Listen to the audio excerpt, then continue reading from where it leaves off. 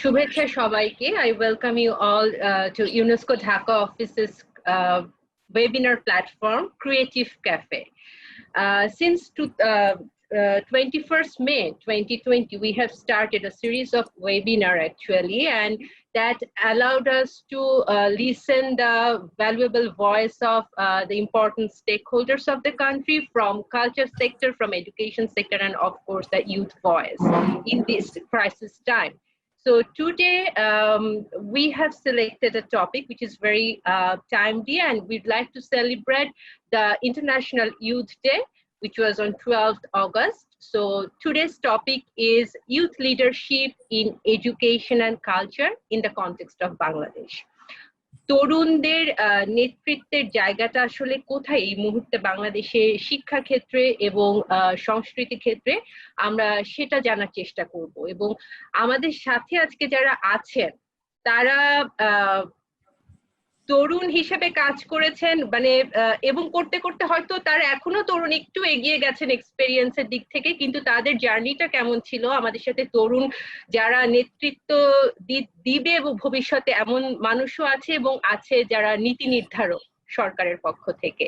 So here I take the opportunity to introduce the panel speakers we have, and two special personalities today. So I start with Mr. Badri Munir Firdaus, Joint Secretary, Ministry of Youth and Sports. Thank you, sir, for joining. We have with us Ms. Beatrice Khaldun, Head of Office and UNESCO representative to UNESCO Dhaka office, Bangladesh. We have with us Mr. Mohammad Rafiqul Islam Sujon, Head of Education and Life Skill Program and Education Technology Expert, A2I Prime Minister Office. We have with us Qazi Faisal bin Shiraj, Country Representative of the Asia Foundation. We have with us Mr. Amitabh Reza Chaudhary, Filmmaker, Managing Director, Half Step Down. Ms. Farheen Khan Joita, Singer and Entrepreneur. We have Samir Kumar Pal, Vice President, United Nations Youth Advisory Panel and Program Officer, Jago Foundation. So before we start the discussion, I would like to request Ms. Beatrice Khaldun, Head of Office, UNESCO Dhaka office, to say a few words. Thank you.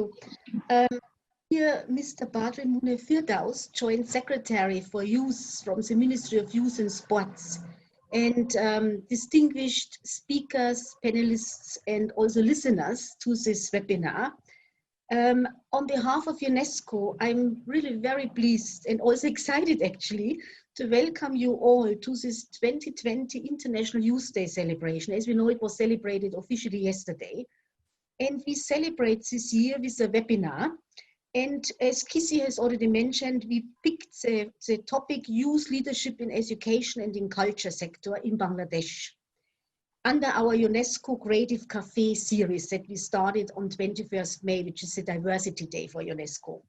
So first of all, again, I would like to take this opportunity to express my thanks and gratitude to all speakers and participants, and especially, of course, I would like to mention Mr. Badri Munir Firdaus, the Joint Secretary of Ministry of Youth and Sports, who on very short notice graciously consented to be here today and join us, for all your valuable commitment and participation today.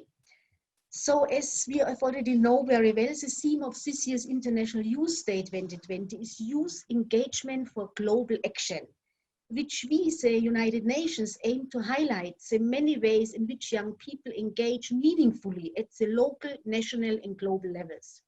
More than anyone else, young people, and we have a very wide stretch also in terms of age for young people, have the creativity, the potential, and the capacity to make change happen and to make also things happen. Change for themselves, for their communities, for their country, and as well as for the entire world. So for this reason, UNESCO works with young people, youth organizations, and governments around the world to support meaningful youth engagement, to drive social innovation and change, to participate fully in the development of their societies, to eradicate poverty and inequality, and to foster culture of peace.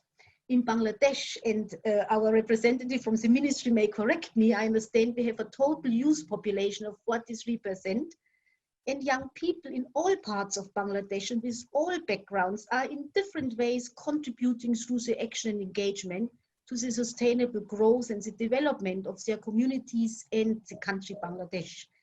And especially during this difficult time now we have, for example, with the COVID-19 pandemic, creative ideas, actions, and the engagement of young people in Bangladesh are important to contribute to innovative solutions to face these complex challenges of the pandemic in the short, medium, and long term. So in this context, the UNESCO Dhaka office decided to organize today's webinar to highlight the role, the contributions, as well as the tremendous potential of young people or the younger generation, which falls under youth in Bangladesh, to tackle the challenges of the COVID-19 and beyond through their engagement and action. And we have decided to focus the attention on two example sectors, and my colleague Kisi has mentioned this, in which youth contribute to their action and engagement in Bangladesh in a very important way, and that is education sector and the culture, and especially the creative or creative industry sector. So to provide enabling environments for youth to thrive, to engage meaningfully, and to contribute to the sustainable development of their communities and the country, we as UNESCO, as part of the United Nations family, work with and support, of course, the government of Bangladesh and the relevant actors in realizing such environments. So let me just mention two sort of generic examples. UNESCO assists in establishing forums in support of youth engagement in urban and in rural areas. And we know in Bangladesh, rural area is also extremely important. So for example, in education, in collaboration with the Ministry of Primary and Mass Education and the Bureau of Non-Formal Education, the BNFE, UNESCO, we have piloted jointly a non-formal education delivery mechanism. We have also, for example, provided training to young journalists, both male and also female, on issues of safety and security. And we have, for example, promoted community radio-based programs that include from learning modules to engage the younger generation. And then let me also mention in the field of culture, for example, UNESCO has organized heritage walks and the cultural mapping competition, which engaged and promoted the appreciation, preservation, and revitalization of cultural heritage to youth of Bangladesh. So there are many activities and many things where youth can and should be engaged, and where we as UN have a commitment.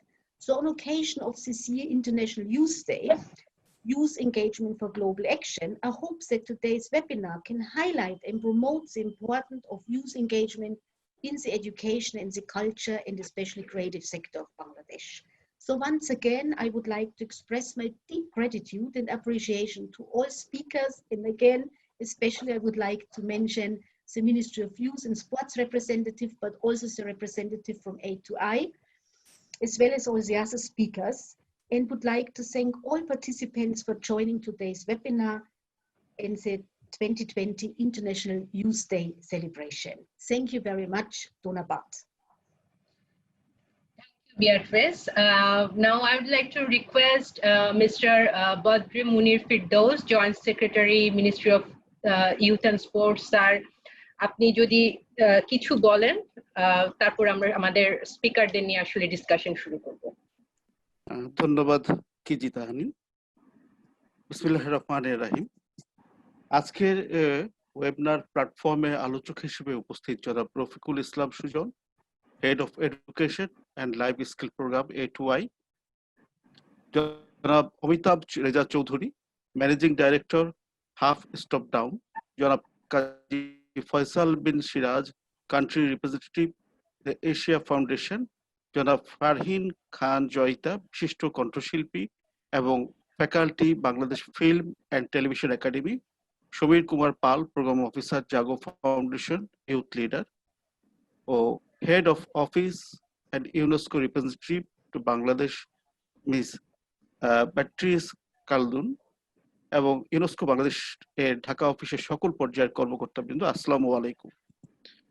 যুব ক্রীড়া মন্ত্রণালয়ের পক্ষ থেকে আপনাদের সকলকে স্বাগত জানাচ্ছি।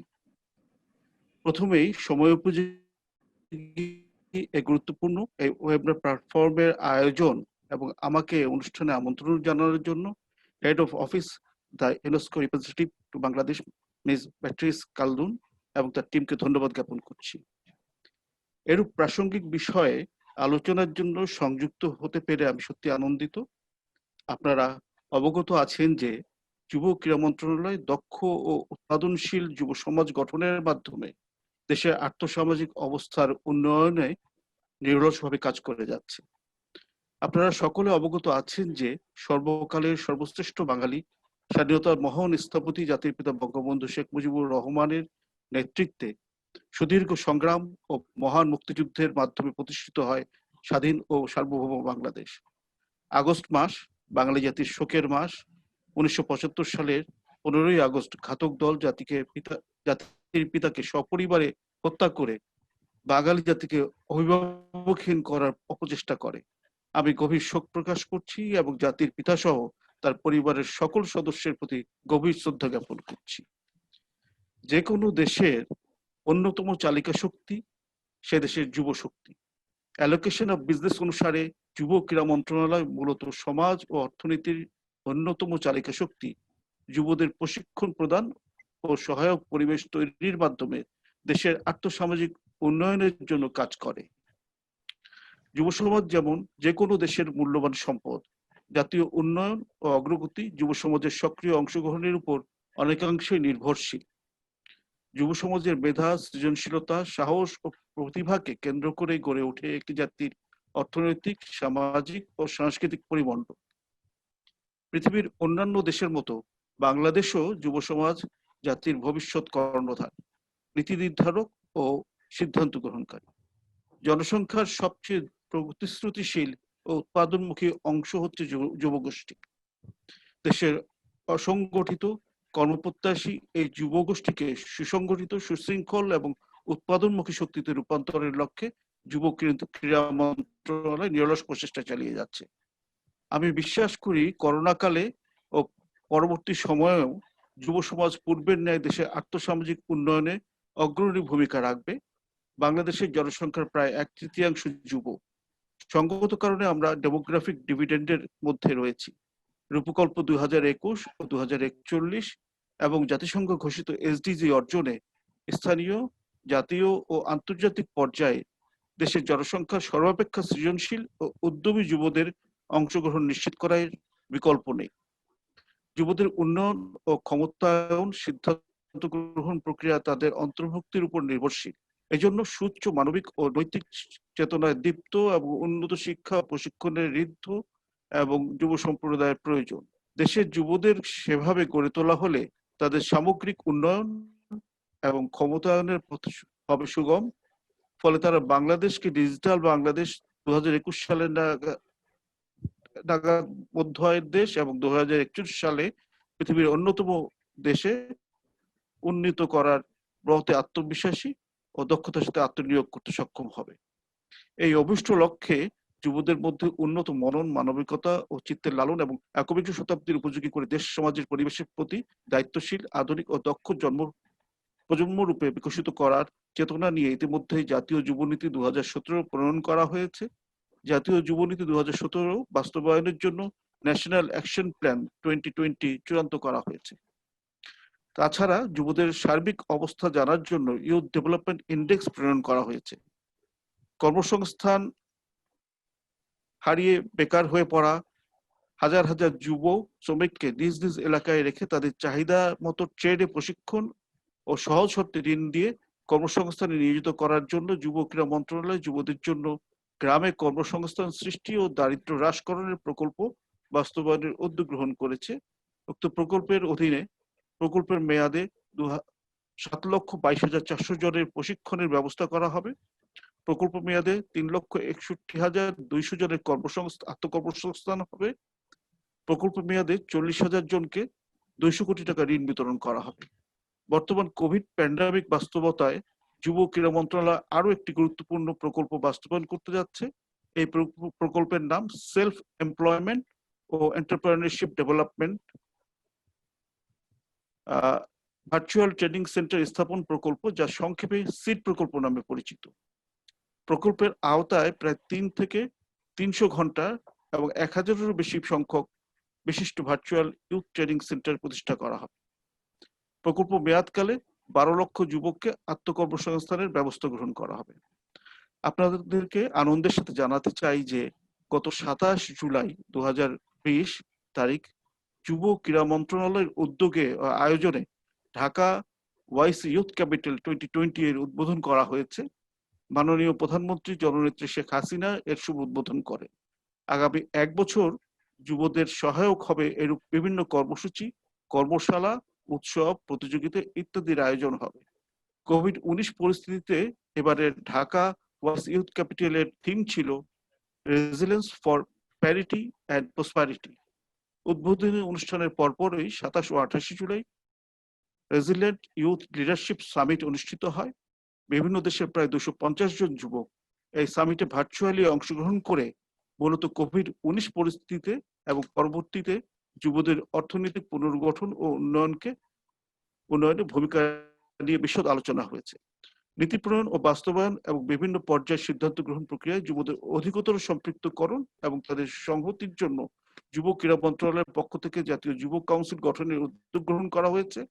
এই ধরনের উদ্যোগে সফল যুব ও স্বেচ্ছাসেবক তাদের কথা, সুবিধা ও অসুবিধা প্রকাশের জন্য একটি উপযোগী প্ল্যাটফর্ম পাবে।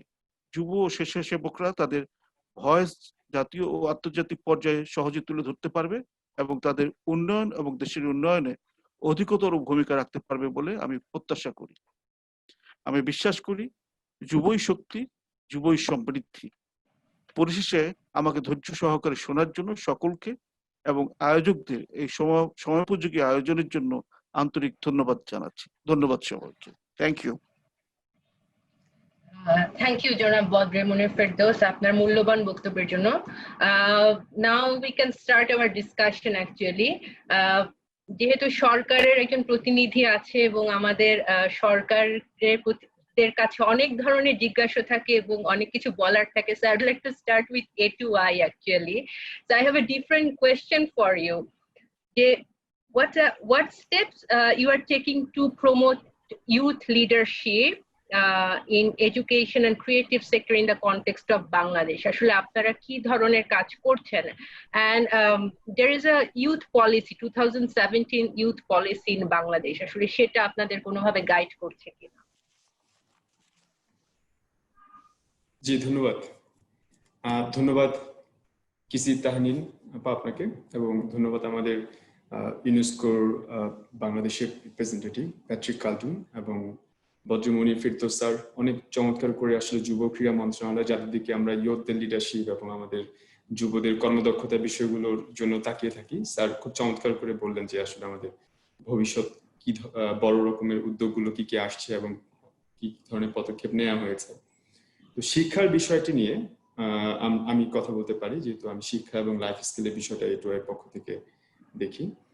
তো A2I মূলত আমরা আসলে 2018 সাল পর্যন্ত প্রধানমন্ত্রী কার্যালয়ে আওতায় কাজ করে এসেছি। এখন আমরা আছি ICT ডিভিশনের হয়ে। একটু আমি জাস্ট সবার অবগতির জন্য জানিয়ে রাখছি, আমরা ICT অধিদপ্তরের বিভাগের হয়ে আমরা মাননীয় প্রতিমন্ত্রী মহোদয়ের নেতৃত্বে কাজ করে যাচ্ছি। সারা সকল মন্ত্রণালয় অধিদপ্তরের সাথে আমরা ই-গভর্নেন্স এবং education, ICT in education, skills development, এই বিষয়গুলোতে আমরা চেষ্টা করছি সঙ্গে থেকে কাজ করার।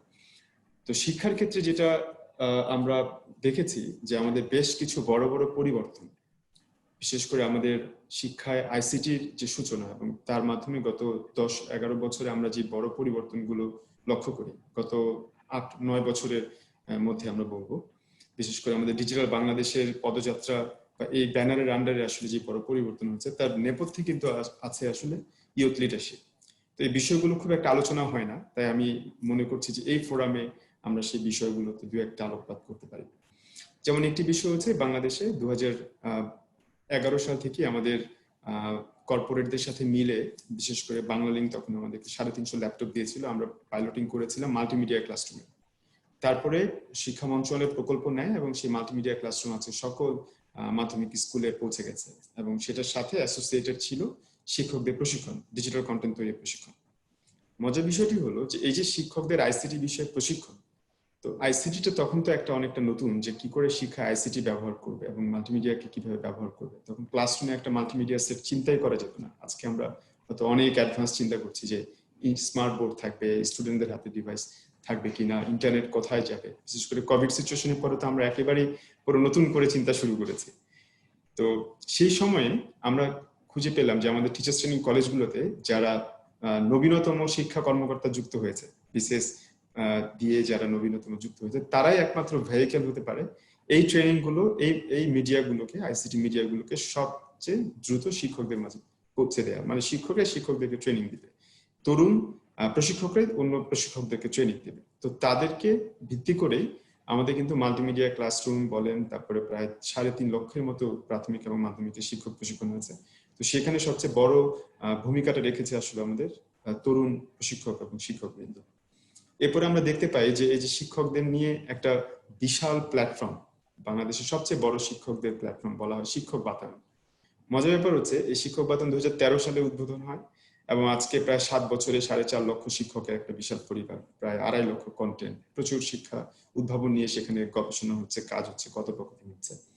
কিন্তু সেই 2013-তে আসলে একদল তরুণ যাদের সাহস ছিল, যাদের মধ্যে জড়তা কম ছিল, যে কি হবে কি হবে না, এতজন শিক্ষক এক জায়গায় আনবে, এত কন্টেন্ট আসবে, কি শেয়ার হবে কি হবে না, এটা ন্যাশনাল কোনো বিপত্তি ঘটাবে কিনা, এই সমস্ত বিষয় যাদের মাথায় আসলে বেশি কাজ করে নাই, যাদের লিনিয়ার ওয়েতে তারা চিন্তা করেছে আমরা পারবো। তো তারা এই একদল তরুণ উদ্যোগ নিয়েছে এবং আমাদের দেশে আছে সবচেয়ে বড় শিক্ষক বাতায়ন শিক্ষা আমরা যেটা দেখি সেটা ইয়ুথদের হাত ধরেই এসেছে। তারপরে আমরা দেখতে পাই মুক্তপাঠের মতো একটা ভার্চুয়াল প্ল্যাটফর্ম যে তৈরি করা সম্ভব, এটা আসলে বিশ্বাস করার মতো ছিল না। এখানে ইয়ুথরা নেতৃত্ব দিয়েছে। কিশোর বাতায়নের মতো একটা প্ল্যাটফর্ম যেখানে অনেক কিশোরদেরকে, কিশোর কিশোরীদের প্রয়োজন, বিশেষ করে তাদের 3 ধরনের প্রয়োজন সবচেয়ে আমরা আইডেন্টিফাই করেছি বেশি আছে। সেটা এক হচ্ছে শিক্ষা, 2 হচ্ছে তার জীবন ও জীবিকা জীবন দক্ষতাগুলো সম্পর্কে তার ধারণা, 3 নাম্বার হচ্ছে ক্যারিয়ার। তো এই 3টা বিষয়ে আমাদের তরুণদের প্রচুর সাপোর্ট প্রয়োজন, এডুকেশনাল সাপোর্ট প্রয়োজন, লাইফ স্কিল কাউন্সিলিং সাপোর্ট প্রয়োজন। তো সেগুলিকে লক্ষ্য করে কিশোররাই তৈরি করেছে, তরুণরা তৈরি করেছে কিশোর বাতায়ন তরুণদের জন্য। তো এরপরে আমরা দেখতে পাই একটা মজার ব্যাপার যে আমাদের যত রকমের পার্টনার আছে এডুকেশনে, তাদের সবাইকে সম্মিলিতভাবে নিয়ে এসে একটা এডু হাব তৈরি করা হয়েছে, যে আমাদের এডটেক পার্টনার। সেখানে আমরা দেখি আমাদের এডুকেশনাল টেকনোলজি প্রাইভেটলি যারা লিড করছে, যেমন এখানে আমাদের জাগোর প্রতিনিধি আছে, তাই না? জাগো ফাউন্ডেশনও কিন্তু তাদের এডুকেশনাল উদ্যোগ নিয়ে এসছে। সেই আমি জানি যে করভিড অ্যাকশন থেকে শুরু করে তাদের পুরো টিম, একটা তরুণদের একটা টিম আমাদের দেশে এডুকেশনকে প্রাইভেটলি নেতৃত্ব দিচ্ছে। আয়মান সাদিকের 10 মিনিটস স্কুল আছে, দূরবীন আছে আদনান ভাইয়ের, তারপর আমরা দেখছি যে লাইট অফ হোপ আছে, আলোকিত হৃদয় ফাউন্ডেশনের মতো অর্গানাইজেশন গুলো যারা শিক্ষার জন্য আপ্রাণ চেষ্টা করে যাচ্ছে কিছু না কিছু করার, ছোট উদ্যোগ থেকে শুরু করে মাঝারি বড় উদ্যোগ নিয়ে। তো সেখানে কিন্তু নেতৃত্ব দিচ্ছে তরুণরা। তো আমরা এই এডু হাবের মাধ্যমে আমরা চেষ্টা করেছি এই তরুণদেরকে একটা জায়গায় নিয়ে এসে, এই এডুকেশনাল ইন্টারভেনশন গুলোকে একটা জায়গায় নিয়ে এসে কি করে পলিসি ভয়েস তৈরি করা যায়, অর্থাৎ কি করে এটা মন্ত্রণালয়কে বড় রকমের সাপোর্ট দিতে পারে। তো সেখানে ইউনেস্কো আছে, ইউনিসেফ আছে, অন্যান্য আমাদের ইউএন প্রতিনিধিরাও আছে, ইন্টারন্যাশনাল এজেন্সি গুলোও আছে। আমরা দেখতে পেলাম যে আমাদের প্রজেক্ট বেসড লার্নিং, আমাদের শিক্ষায় কিন্তু এখন এই তরুণদের ভূমিকা নিয়ে, বিশেষ করে আমরা বলছি ইউথ লিডারশিপের কথা। এখন মজার ব্যাপার হচ্ছে ইউথ লিডারশিপটা কিভাবে হবে, সেই ক্ষেত্রে শিক্ষার্থীদের কিন্তু হাতে কলমে কিছু প্রস্তুত করার দরকার আছে। তো সেটা নিয়ে আমার যদি আমার কি আবার পরে সুযোগ পাবো কি জি, তাহলে আমি হয়তো পরে একটু বলতে পারি যে ফিউচারে আমাদের কোথায় ট্রিগার করা দরকার। এখন আমরা আসবো, জি আমরা এই সলিউশনে দিয়ে আসলে আজকে যখন শেষ করব, we will have few recommendations and solutions so that we have something solid. এখানে আমি জাস্ট আরেকটা পয়েন্ট তাহলে বলে রাখছি কি যে এটা লাস্ট, এটা আসলে সবার আমাদের দেশে জানা দরকার, যে এই যে কোভিড-19 সিচুয়েশন আমরা দেখলাম মার্চের 29 তারিখে আমাদের সর্বপ্রথম টেলিভিশনের মাধ্যমে অনলাইনে ক্লাস নেওয়া শুরু হলো। আমাদের স্কুল বন্ধ হলো 17 তারিখ এবং 24 তারিখে যখন অফিস শাটডাউন হলো, দেন আমরা 29 তারিখে ফার্স্ট টেলিভিশনের মাধ্যমে কন্টেন্ট শুরু হলো। তো একটু জানিয়ে রাখতে চাই যে একদল তরুণ তারা জীবনের ঝুঁকি নিয়ে হলেও মনে করেছে যে সম্ভব, আমরা এই বন্ধের মধ্যে থেকেও, লকডাউনের মধ্যেও কিছু পদক্ষেপ নিয়ে আমরা এডুকেশনটাকে কন্টিনিউ করতে পারবো। একদল তরুণ উদ্যোক্তা, একদল তরুণ উদ্ভাবক, উদ্যোগী মানুষ, আমি বলবো শিক্ষা মন্ত্রণালয়ের নেতৃত্বে, মাননীয় প্রধানমন্ত্রীর নেতৃত্বে, এবং যারা এমনকি ক্যামেরা চালিয়েছেন, যারা এখানে রেকর্ড করেছেন, যারা এডিট করেছেন, তরুণদের একটা দল যারা বাসা থেকে বেরিয়ে এসে এই কাজগুলো করেছে, যার ফলে আমরা এখন অনেক গর্ব করে বিদেশেও বলতে পারছি যে আমরা কোভিড-19 এর সবচেয়ে কুইক রেসপন্স, এডুকেশনাল রেসপন্স তৈরি করতে পেরেছি। এটা আমাদের ইউথ লিডারশিপের মাধ্যমে সম্ভব হয়েছে বলে আমি বিশ্বাস করি। ধন্যবাদ। Thank you. খুবই আশা জাগানিয়া কিছু পয়েন্ট আমি শুনলাম। So I have actually similar question for both Faisal Bhai and Amitabh Bhai, because like I start with Faisal Bhai first and I will come to Amitabh Bhai. That আপনি ব্র্যাকে কাজ করেছেন, ব্র্যাক মিয়ানমারের country rep, so I think you are one of the youngest country representatives in development sector as Bangladeshi. So, and now in Asia Foundation, you are working with learning and reading platform using different creative tools.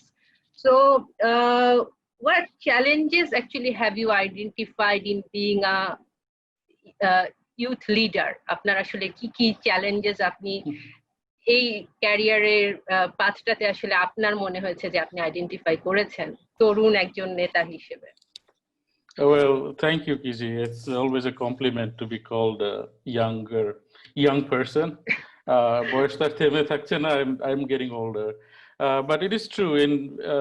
I have been fortunate enough to work for a tremendous organization like BRAC before I joined the Asia Foundation, who sent me to Uganda, Sierra Leone, Liberia, and finally Myanmar. And they sent me because most probably I had the energy, the exuberance, everything that comes with being young. And that helped me to learn a lot from a lot of places.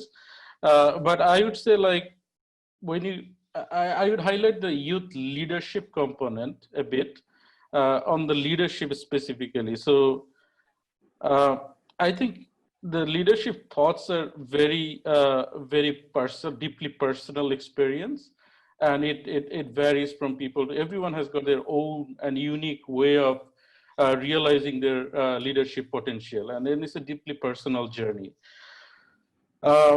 And my leadership thoughts often occurred when I was actually not working. So in contrary, it happened when I was not working, when I had some white space, when I had some time to reflect on what I'm doing as a person, as an employee of a Bangladeshi organization, and now as a kind of a country representative of the Asia Foundation.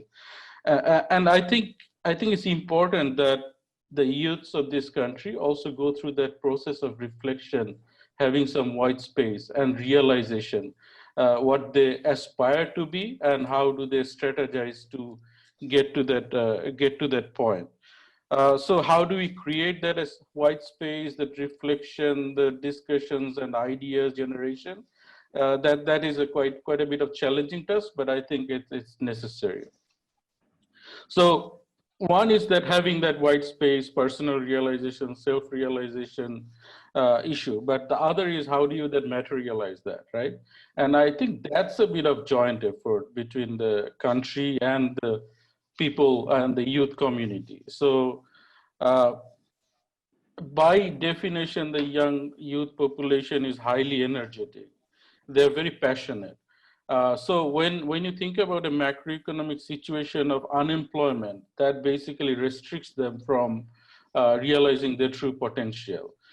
It's not about only creating jobs, but it's also about creating diversified jobs and diversified work so that they get absorbed into whatever they want to do rather than being stressed about earning money for the living or just getting into a job.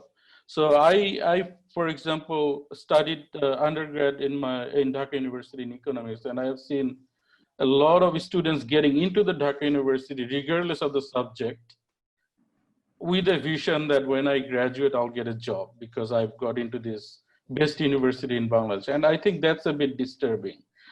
So if you don't like philosophy, why should you study philosophy? It's such a tremendously powerful subject, right? Like I believe that everyone should be philosopher in their life to do well. Unless you see your job from a philosophical point of view, you haven't really got into your job yet. So that's an alarming sign that if you are not thinking philosophically about the work that you do. So same goes for like bringing people into creativity and education, right? You need to show the youth that this is a job that they can think about. This is a work. this is a passion that they can pursue. So getting creative, getting wild about doing things. And I think as a country, that's where I think our policymakers should be very forward looking in terms of creating jobs that are absolutely necessary for pursuing people's and youths are pursuing. And there's another reason why I am a bit concerned about, so we do have a huge now of youth dividend. So Honorable Joint Secretary mentioned about some statistics, and we have also seen that from our various data points. And the fear is that when you have these very passionate, energetic people not engaged, not occupied, that's a very destabilizing sort of grim scenario, right? So how do we keep them occupied and occupied with what they want? Again, it becomes a point of discussion. And also when we think about youth community in Bangladesh, being grown up in Dhaka and living in a bit of urbanite, sort of privileged community, I often do not picture the youth of the other parts of the country, right? And I think about startups, I think about like artificial intelligence, I think about all those fascinating topics that a youth should get into. But when you look into the other parts of Bangladesh, I think there's a fear of whether this dividend is making enough sense or not, and whether we are also including them when we are making the policies or not. So it's just very important that we cash into that dividend by creating diversified work for youth population. I think that's where I will stop now, and maybe when I have opportunity, I will get back to if you want to know. So just to finish with one other, so we work with a lot of civil society organizations for governance, for our youth program, for our economic empowerment program, and what we have seen so inspiring after the COVID-19 is that when these students from Dhaka or anywhere urban places went to back to their places where their parents are, they were basically, so we see a huge rise of volunteerism from this group of youth, and it's disheartening to see like so many youth getting starting their own initiative, from tea planting to relief distribution to oversighting a lot of like activities in their communities. So it's quite fascinating to see that like they're getting involved, and that gives us a hope as kind of working with our CSOs, and some of our CSOs have been very good in terms of absorbing that energy into their work. So I think my also suggestion is that if you're working on an NGO, civil society organization, education, this is also time to, you will not get this opportunity of huge amount of youth population thinking about the country and absorbing that energy into your work and reflect that through your work. So I think it will be a very missed opportunity if youth are not really diverted into a kind of community facing work right now. So with that, I will stop right now. So I'll get back. Okay, I'll get back to you, Faisal Bhai. Amitabh Bhai, so same question, but in the creative field. Actually, আপনি যখন কাজ শুরু করেছিলেন, you were very young, এবং ad film, পরে আপনি টিভিতে কাজ করলেন, চলচ্চিত্র নির্মাণ করছেন. So how is that journey?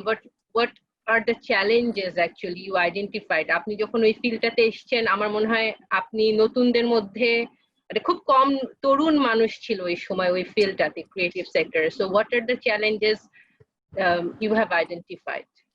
কি মনে হয়েছে আপনার কাছে? বাংলাদেশে তো সবাইকে শুভেচ্ছা, সবাইকে আসসালামু আলাইকুম, সবাইকে শুভেচ্ছা যারা অর্গানাইজ করেছেন খিজি, এবং এখানে যত বিজ্ঞ মানুষরা আছেন তারা সবাইকে আমার অনেক অনেক শুভেচ্ছা। আপনারা সবাই একাডেমিক এবং পলিসি এবং এই লেভেলে যেখানে কাজ করেন, সেখানে আসলে আমার আসলে বলার কিছু তেমন নাই। তারপরেও খিজি আমাকে কেন যে এখানে বসায় দিচ্ছেন বুঝতে পারতেছি না। তারপরেও কিছু জিনিস বলতে পারি প্রশ্ন প্রথম হচ্ছে এটার উত্তরটা আসলে খুব ডিফিকাল্ট দেওয়া, because I don't field any challenge.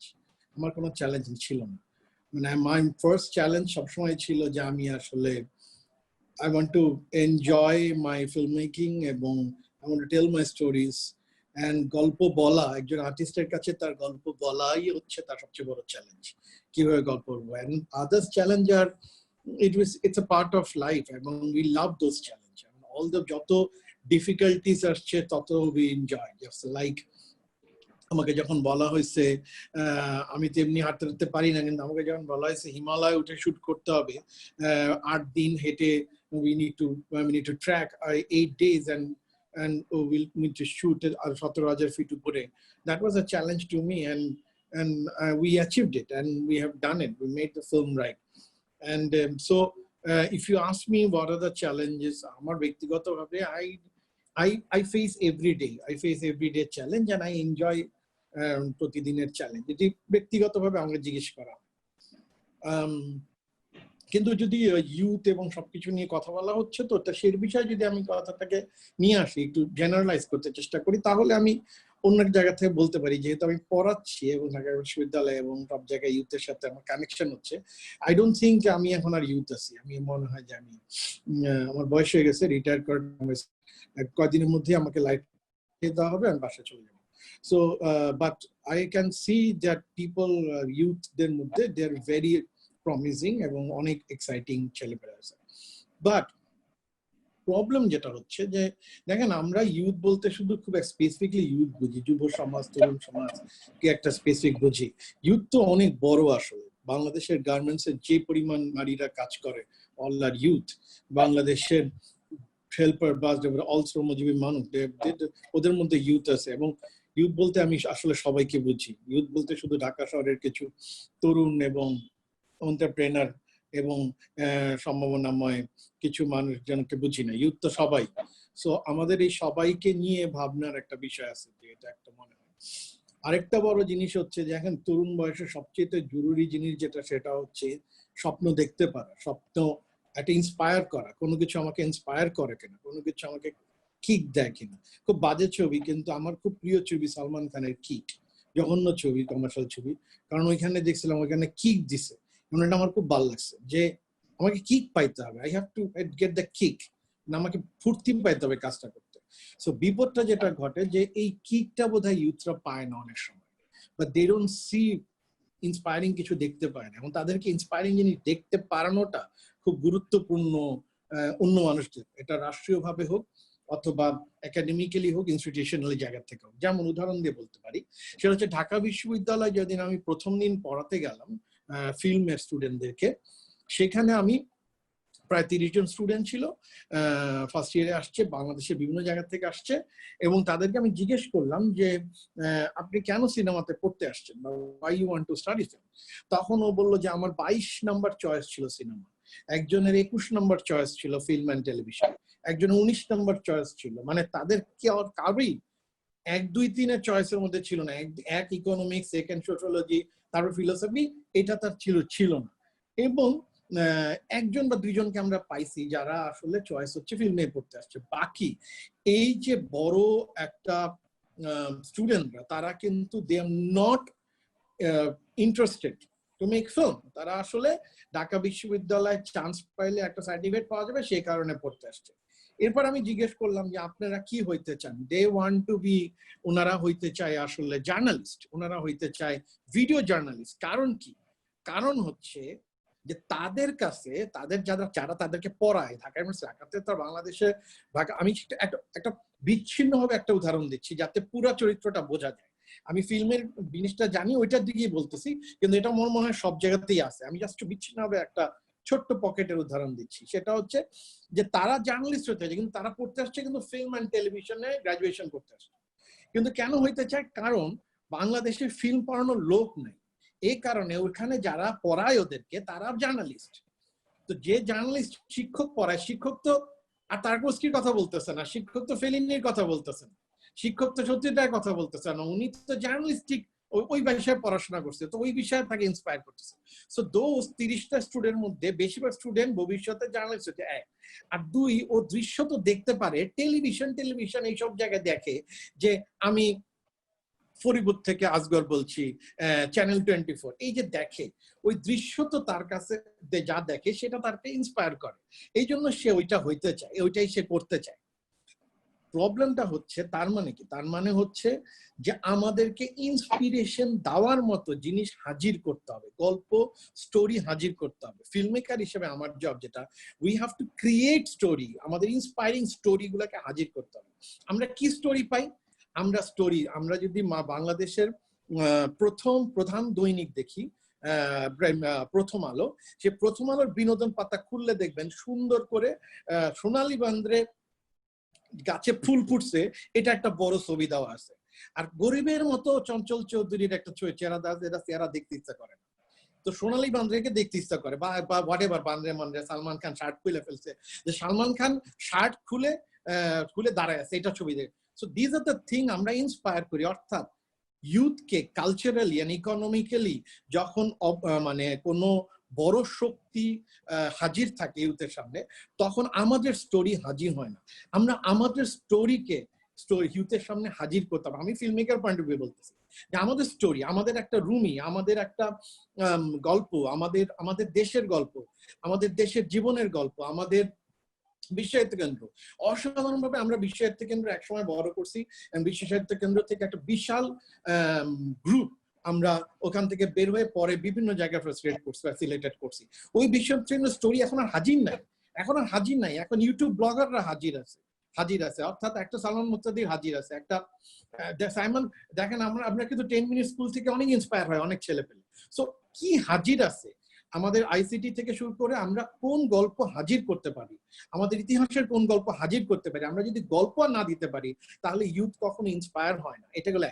আর আমরা তো এডুকেশন, আমরা বলি যে অনেক ভালো কাজ করতেছি, ভেরি গুড, আমরা তো প্রথমে এডুকেশনের 12টা বাজিয়ে দিছি, এটা তো বলে লাভ নেই। 3 ধরনের শিক্ষা ব্যবস্থা, সাংঘর্ষিক শিক্ষা ব্যবস্থা আমরা হাজির করছি। বাংলাদেশে আইয়ুব খান আমলে রেসিডেন্সিয়াল মডেল স্কুল ছিল, আইয়ুব খান আমলে 1963 সালে মুক্তিযুদ্ধ করছি, বহুত কিছু করছি, কিন্তু আমরা আইয়ুব খান আমলের 4টা ক্যাডেট কলেজ তৈরি হয়েছিল, আইয়ুব খান আমলে একটা রেসিডেন্সিয়াল মডেল স্কুল হয়েছিল। স্বাধীনতার পরবর্তীতে আমাদের কি হয়েছে, আমাদের কোনটা পাবলিক স্কুল তৈরি হয়েছে স্বাধীনতা পরবর্তীকালে? আমাদের এডুকেশনে আমরা কি এফোর্ট দিছি যেটাতে আমরা বলতে পারি স্বাধীনতার পরবর্তীতে একটা জাতি গঠনে আমরা সাহায্য করছি? না, আমরা একটা ব্রিলিয়ান্ট জাতি গঠন করছি। সেটা কি ধরনের? সাংঘর্ষিক। মাদ্রাসা দেখতে পারে না বাংলা মিডিয়ামে, বাংলা মিডিয়াম দেখতে পারেন ইংলিশ মিডিয়ামে, সাংঘর্ষিক একটা জাতি গঠন করছি যাদের মেরুদণ্ড একদমই নাই। এই জাতি দিয়ে আমরা আসলে ইউথের কথা বলতেছি, আর বৈষম্য করতেছি। আমরা ইউথের কথা বলি, কিন্তু আমরা কখনো গার্মেন্টস শ্রমিকদের কথা বলি না। ওটা তো ইউথ, তাদের তো বেতন দেওয়া হয় না, তাদের পড়ালেখার ব্যবস্থা, তাদের শিক্ষা ব্যবস্থা করা, তাদের ইউনিয়নের জন্য সাহায্য করা হয় না। তাদের কিভাবে তারা বিকশিত করবে? একটা ইউথকে বিকশিত করার জন্য তার সাংস্কৃতিক বিকশন তো দরকার, সেটা নাই। আমাদের ওপেন করে দেওয়া আছে উন্মুক্ত সবকিছু, OTT platform, Hindi channel, Hindi ভাষায়, বিয়ে হইলে হিন্দি গান নাচি। সো দ্যাট ন্যারেটিভ আমাদের এক্সিস্ট করে। এই ন্যারেটিভ যদি ইউথের কাছে থাকে তাহলে ইউথ কিন্তু, আমরা কিন্তু বিউটিফুল ইউথ। আমরা আজকে ট্যুরিজমের জানি, বাচ্চারা টুরিস্টিক বাংলাদেশের বিভিন্ন জায়গায় কত সুন্দর সুন্দর জায়গায় তারা যে বিভিন্ন টুরিস্টিক ছবি দিয়ে তারা বলে যে বাংলাদেশটা কত সুন্দর। এই গল্প কিন্তু বলে, কিন্তু আমাদের জাতির দায়িত্ব, মানে রাষ্ট্রীয়ভাবে দায়িত্ব, এই স্টোরিকে সামনে আনা। তাহলে ইউথ ইন্সপায়ার হবে, ইউথ একটা নতুন জাতির, একটা সত্যিকার অর্থে জাতি গঠনে আমরা কন্ট্রিবিউট করতে পারবো। শুধু ক্যারিয়ার ডেভেলপ করা ইউথের কাজ না। আমার মনে হয় অনেক বেশি কথা বলতে হবে, এরপরে বলে ফাটাফাটি করে যাবে, আমার মনে অন্যদের কথা বলতে দিই। অমিতাভ ভাই, আমি আবার আসবো আপনার কাছে। সো না, আমরা অ্যাকচুয়ালি এই যে conflicting educational system, 3 different types of educational system we're having, আপনি এটা নিয়ে কথা বললেন, and we need local inspiring stories. We all agree that we need to learn from the role models from grassroots level, from rural areas. Not only, we shouldn't concentrate only on Dhaka city. Yes, we agree. And also Faisal bhai stressed that point that we need diversified job. We need to create diversified job, not only jobs actually. So Joyita, আমি অমিতাভ ভাইয়ের কথা সূত্র ধরে একটু আসি। অমিতাভ ভাই বলছেন ইউথদের জন্য ক্রিয়েটিভ সেক্টরে উনি কোনো চ্যালেঞ্জ ফেস করেনি। তুমি কি একটু এখানে একটা তর্কের করে দিই, তুমি কি এটার সাথে একমত? আসলেও তুমি এখন বিং আ ইউথ লিডার এবং ফিমেল ইউথ লিডার, তোমার কি মনে হয় যে তুমি কি তোমার চ্যালেঞ্জেস গুলা কি বা ওভারঅল চ্যালেঞ্জেস গুলা কি আসলে? কারণ তুমি এখন এই পথটা দিয়ে হাঁটছো, তুমি মিউজিক নিয়ে কথা বলতে পারো। না, মিউজিক নিয়ে বলবো, সেটা হচ্ছে যে স্ট্রাগল, আমি এখনো স্ট্রাগল করছি। আমার কাছে যেটা মনে হয় সেটা হচ্ছে যখন আমি আজ থেকে 10-12 বছর আগে যখন আমি প্রথম ভাবলাম যে আমি একটু প্রফেশনালি ভাববো, আমি সিডি বের করব, তখন তো সিডির চলটা ছিল ঠিকঠাক মতো, সিডি বের করব।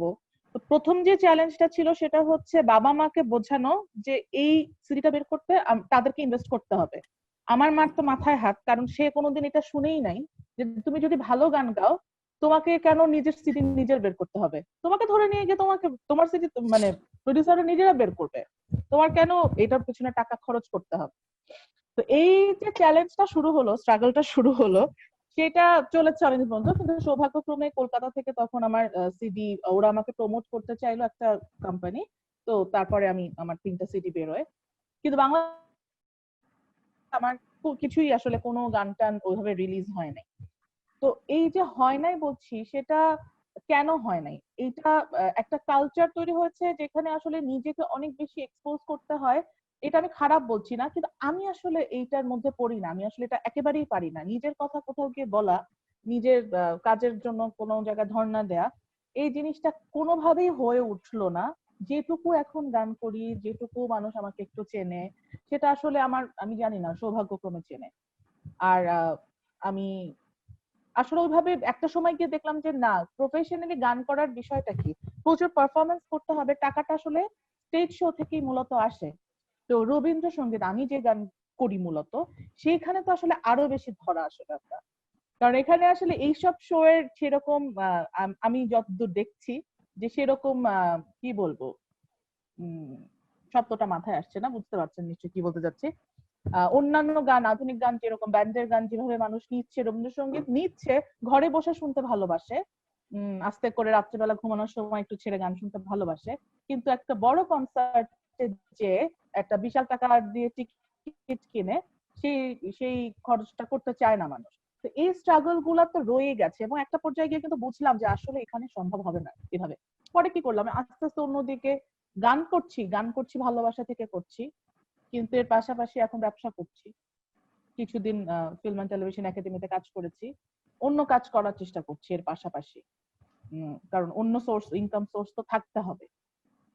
তো এই হচ্ছে আমার স্ট্রাগল, আসলে এখনো চলছে।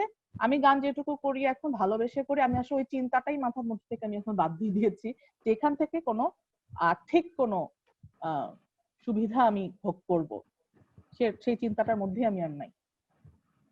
আচ্ছা, যখন এই চ্যালেঞ্জেস ফেস করেছো নিশ্চয়ই কোনো সলিউশন বা রিকমেন্ডেশনও মাথায় এসেছে, এটা একটু ভেবে রেখো, আমি আসবো তোমার কাছে পরে।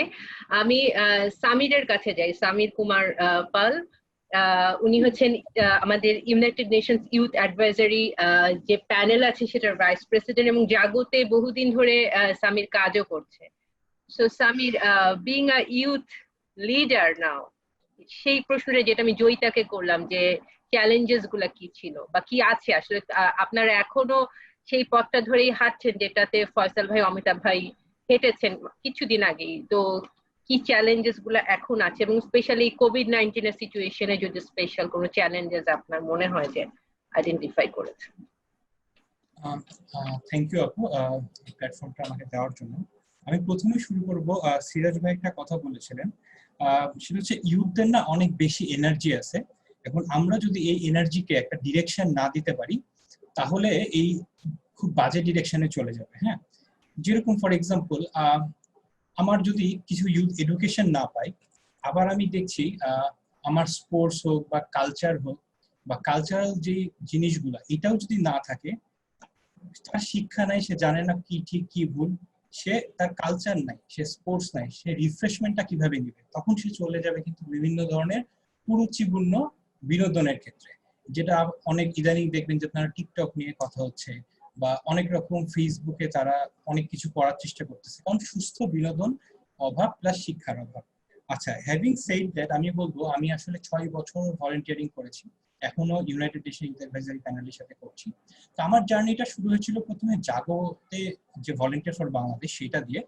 আমি সিএসসি এর স্টুডেন্ট, সো আমি এখন একটা কম্পিটিশনে গিয়েছিলাম। কম্পিটিশনে যাওয়ার পরে আমার মনে হয়েছে জিনিসটা ছিল সোশ্যাল প্রবলেম সলভ করতে হবে টেকনোলজি দিয়ে। তখন টেকনোলজি দিয়ে সলভ করতে হবে যে সোশ্যাল প্রবলেমটা ছিল প্যারেন্টাল কেয়ার, যে প্রেগনেন্ট মাদার এবং নিউবর্ন বেবিস এর জন্য একটা সলিউশন ডিজাইন করতে হবে। তো আমার মনে হয়েছে আমি যদি প্রবলেমটাই না বুঝি আমি কিভাবে সলিউশন ডিজাইন করবো। তো এখান থেকে আমার আসলে জাগোর সাথে ভলেন্টিয়ারিং করা শুরু। তারপরে আস্তে আস্তে আমি ইউনাইটেড নেশন ইউথ অ্যাডভাইজারি প্যানেলেও কাজ করেছি এবং এখন অ্যাজ এ ডেভেলপমেন্ট প্রফেশনাল কাজ করছি। আমার চ্যালেঞ্জটা যেটা ছিল, আমার ব্যাকগ্রাউন্ড কিন্তু সিএসসি। তো আমরা জানি আমাদের বাবা মা চাই যে ডাক্তার হবো না ইঞ্জিনিয়ার হবো, এটার বাইরে কিন্তু কোনো চান্স নাই। তো আমাকে ওই কিকটা দিয়েছে হচ্ছে ডেভেলপমেন্ট সেক্টর, যে আমি ডেভেলপমেন্ট নিয়ে কাজ করবো। আচ্ছা, ডেভেলপমেন্ট নিয়ে কাজ করবো, এখন উপায় কি? তখন আমার বাসায় আরেকটা কথা আসছে যে তুমি বিসিএস ক্যাডার হও, তুমি সরকারের সাথে কাজ করে ডেভেলপমেন্টের কাজ করতে পারবা। এখন আমার মনে হয়েছে 4 লাখ যে ইউথ, আমি সাপোজ এখানে তো অনেক মানুষই আছে যে বয়স শেষ হয়ে যায় বাট আসলে অনেক সময় সেই জায়গাটাতে পৌঁছাতে পারে না।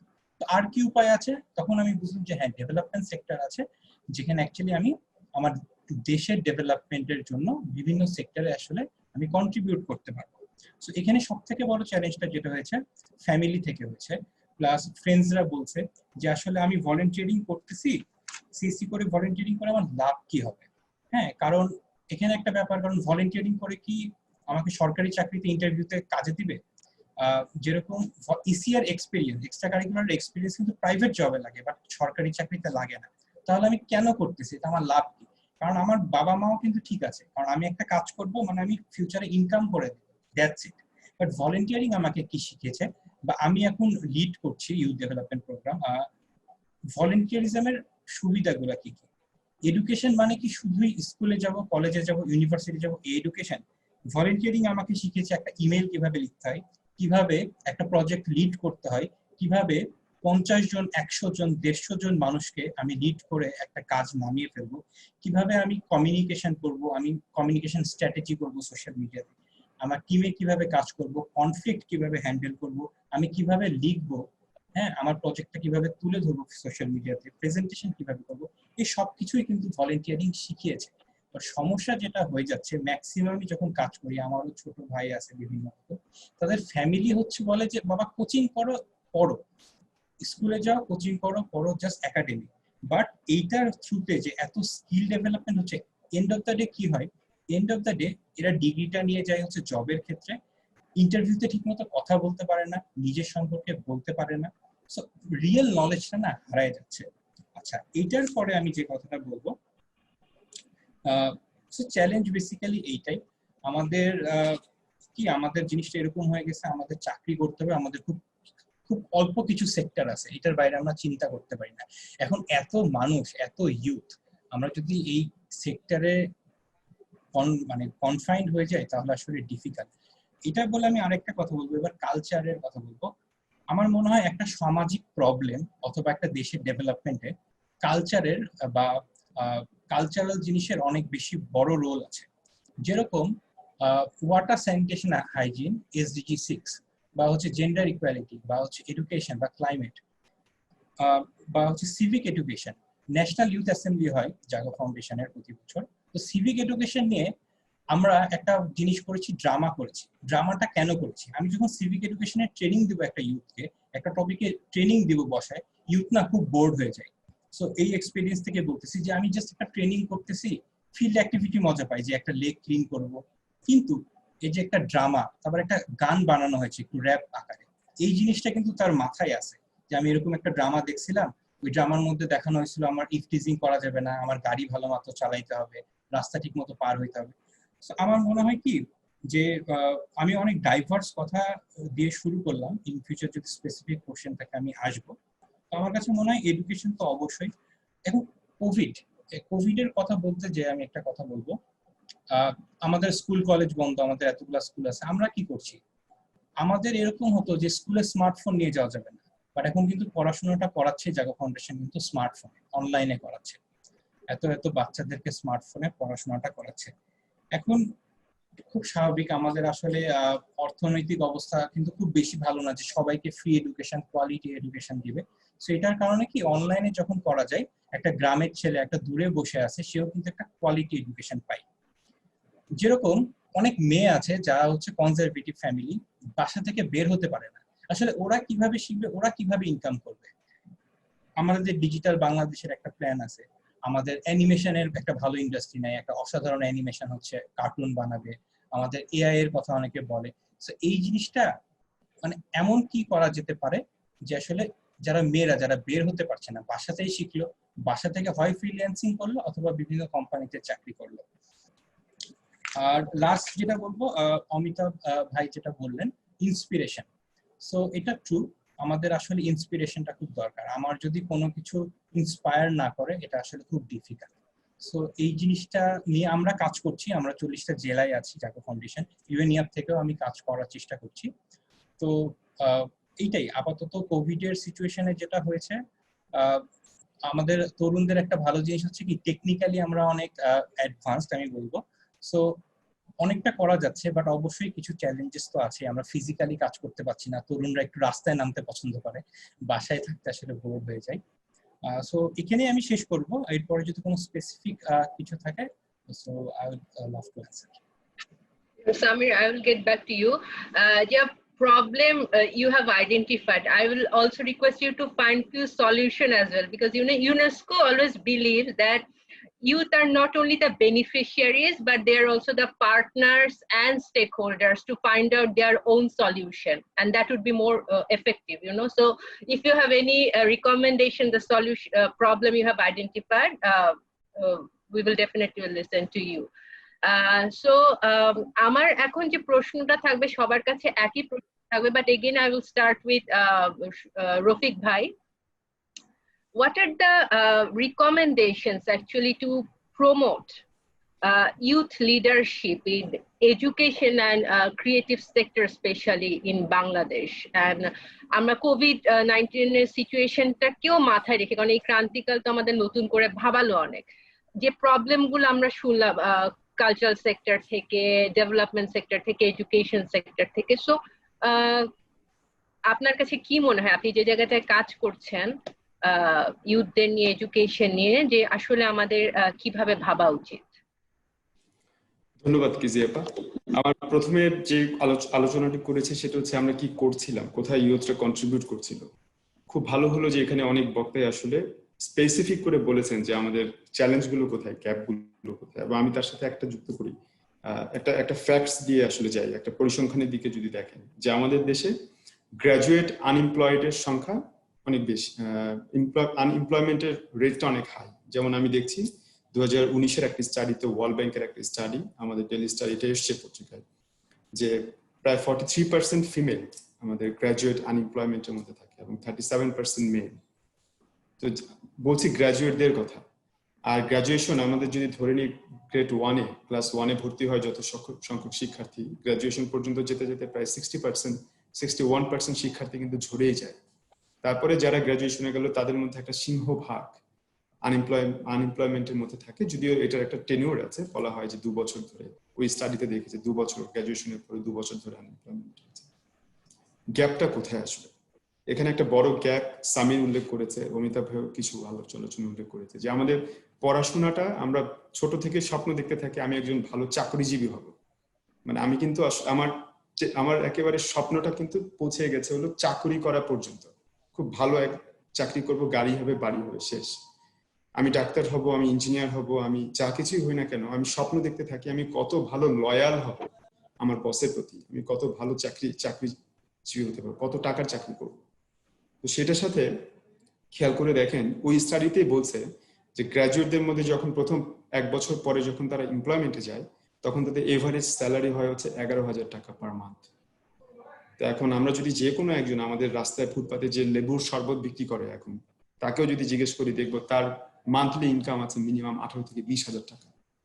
প্রশ্নটা হচ্ছে যে আমরা আসলে কি স্বপ্নের পিছনে ছুটছি, যেটা সামিরও বলেছে খুব ইম্পর্টেন্ট, অমিতাভ ভাই বলেছে যে এই যে আমরা স্টোরিগুলো কি তুলে ধরি কিনা, সাকসেস স্টোরিগুলো। আমি একটা এক্সাম্পল দিয়ে বলি, যেমন আমি সেদিন একটা ভিডিও দেখছিলাম যে আপনারা দেখবেন OYO হোটেল বিজনেস প্রায় বিশ্বে 30,000-এর উপরে OYO হোটেল বিজনেস ছড়িয়ে গেছে। আপনারা জানেন যে এটার উদ্যোক্তাকে কে তৈরি করেছে? মাত্র 26 বছর বয়সী এক তরুণ, তার নাম হচ্ছে রিতেশ আগরওয়াল, ইন্ডিয়ায় গুরুগাঁওয়ের এক ছেলে। তো সে 2013 থেকে তৈরি করেছে। তার মানে 26 থেকে আরো যদি আমি বাদ দিই তার 6 বছর, তাহলে সে হয়তো তখন 17 ইয়ার্স ওল্ড। কিন্তু সে একেবারে দরিদ্র একটা পরিবার থেকে কিক অফ হয়ে যাওয়া একটা ছেলে, গ্রাজুয়েশন করতে পারেনি সেখান থেকে বেরিয়ে এসে। আমি গতকালকে দুরন্ত টেলিভিশনে একটা মুভি দেখছিলাম রাত 11:30টার দিকে, যে আমেরিকান বাচ্চাদের 7-8 বছরের বাচ্চা, সে স্পেনে গেছে বেড়াতে। সে আসলে বেকারি শপ পছন্দ করে, তার নানা নানি বেকারি দোকানটা বন্ধ হয়ে যাচ্ছে, সে ওখানে গেছে শিখতে কি করে কেক বেক করে। তো ওখান থেকে শিখে এসে সে দেখাচ্ছে কম্পিটিশন করে সে একটা এন্টারপ্রেনিউরিয়াল মাইন্ডসেট দিয়ে তার বন্ধুদেরকে নিয়ে। সো এটা একটা ফিকশন, এটা একটা ফিল্ম। কিন্তু ওই বয়স থেকে আমি গত সপ্তাহে দুইজন আমেরিকান স্কলারের সাথে আমরা ওয়েবিনার করেছি। আমরা তাদেরকে জিজ্ঞেস করেছি ওদের বাচ্চাদেরকে শিশুদেরকে ছোট থেকে কিভাবে এন্টারপ্রেনিউরিয়াল স্কিল শেখানো হয়। তাদের প্রত্যেকটা জায়গায় তাদের কোনো একটা ফাংশন করার ক্ষেত্রে তাদেরকে বলা হয় তুমি এই টাকাটা অর্জন করতে পারো, তুমি পাশের লনে যাও, ওখানে একটু ঘাস কাটো, ঘাস কেটে টাকাটা অর্জন করো, তারপরে তুমি তোমার কাজটা করতে পারবে। তো তাদের মধ্যে যে এন্টারপ্রেনিউরিয়াল মাইন্ডসেটটা তৈরি হচ্ছে। আমাদের শিক্ষা ব্যবস্থা এখন যদি আমাকে বলেন রেকমেন্ডেশন, আমি বলবো এখানে অমিতাভ ভাই আছেন, এখানে আরো যারা আছেন গায়করা, মানে যারা গান করেন, তারপরে বিভিন্ন সাংস্কৃতিক অঙ্গনে আছেন, একটা অ্যানালাইসিস বলে কজাল লেয়ার্ড অ্যানালাইসিস নামে একটা অ্যানালাইসিসে বলে যে আমাদের সোসাইটিতে ডিসকোর্স তৈরি করতে হয়। মানুষ বিশ্বাস করা শুরু করে যখন সে চোখের সামনে এক্সাম্পল দেখতে পায়, স্টোরি দেখতে পায়। তো আমরা যদি ওই ধরনের ইয়েগুলো তৈরি করতে পারি, স্টোরিগুলো, যে আমাদের শিক্ষা ব্যবস্থা এখন সবচেয়ে বেশি জরুরি এই চাকরি করার যে মেন্টালিটি, মানে আমরা কেন চিন্তা করতে পারি না? খেয়াল করে দেখেন, আমি যখন প্রাইমারি সেকেন্ডারিতে পড়ি, আমি কেন চিন্তা করবো না আমার একটা উদ্যোগ, আমি এমন একটা কিছু বানাবো যেটা আমি গ্লোবাল লিড করবো, আমি সাউথ এশিয়ার একটা প্রবলেম সলভ করবো, আমি আফ্রিকার একটা প্রবলেম সলভ করার জন্য এখন তৈরি হচ্ছি। আমরা কেন সেই জায়গাটায় চিন্তাটা করতে পারি না? কারণ হচ্ছে আমাদের এখন যে আউটকামটা, এডুকেশনাল আউটকামটা, সেটাকে সেভাবে সেট করা নেই। সেজন্য সারা বিশ্বে, শুধু বাংলাদেশের কথা বলছি না, সারা বিশ্বে তারা চিন্তা করেছে যে আমাদের কি কি স্কিলস লাগবে।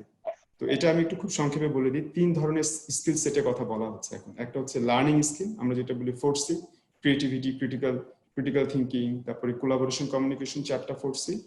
একটা বলা হচ্ছে লিটারেসি, এখন আর শুধুই আমি লিখতে পড়তে পারি কিনা সেটা না, 3 ধরনের লিটারেসির কথা বলা হচ্ছে। একটা হচ্ছে ইনফরমেশন লিটারেসি, মিডিয়া লিটারেসি, আর একটা হচ্ছে টেকনোলজি লিটারেসি। তার মানে আমি প্রোগ্রামিং করতে জানি কিনা, আমি মিডিয়া ব্যবহার করতে পারি কিনা, এবং ইনফরমেশন, যে আমি বললাম যে ফেক নিউজ আমরা সমানে ছড়াচ্ছি, এডুকেটেড লোকজনরাও, শিক্ষকরাও আমি দেখছি অনেকে ফেক নিউজ ছড়িয়ে দিই, আমি জানি না কোনটা ফ্যাক্ট কোনটা ফিকশন। আর 3 নম্বর ইম্পর্টেন্ট স্কিল সেটটা হচ্ছে লাইফ স্কিল, যার মধ্যে বলা হচ্ছে ফ্লিপস, 5টা স্কিলের কথা। একটা হচ্ছে flexibility, leadership, initiative, productivity, social. প্রোডাক্টিভিটিটা কেন ইম্পর্টেন্ট দেখেন, যে 11,000 টাকা পার মান্থে আমার যদি একজন গ্রাজুয়েটের প্রোডাক্টিভিটি হয়, আমরা এটা দিয়ে ফাইট করতে পারবো না। ডেমোগ্রাফিক ডিভিডেন্ড আমাদেরকে ওই স্বপ্নের জায়গায় বসে রাখতে হবে। লিডারশিপ স্কিলটা ইজ ভেরি ভাইটাল। এই স্কিল সেটগুলো কিন্তু আমাদের সেকেন্ডারি এডুকেশন থেকে, প্রাইমারি এডুকেশন থেকে প্র্যাকটিসের কথা বলা হচ্ছে। সো আমাদের এমন একটা কিছু করতে হবে এডুকেশনের মধ্যে, স্কুল থেকেই স্টুডেন্টদেরকে, গ্রুপ অফ স্টুডেন্টদেরকে দিয়ে দিতে হবে, একটা ফান্ড দিয়ে দিতে হবে স্কুল থেকে, হয়তো তুমি এটা দিয়ে সবচেয়ে বেস্ট ইয়েটা করো, সলিউশনটা ডিজাইন করো, এবং এটা তুমি সোসাইটিতে সেল করো, সে তার কমিউনিটিতে স্কুল থেকে সেল করতে যাবে। ওইখান থেকে তার তৈরি হবে উদ্যোক্তার মানসিকতা, ওইটা স্কুল থেকে করতে হবে, এটা টিভেট এডুকেশন দিয়ে হবে না।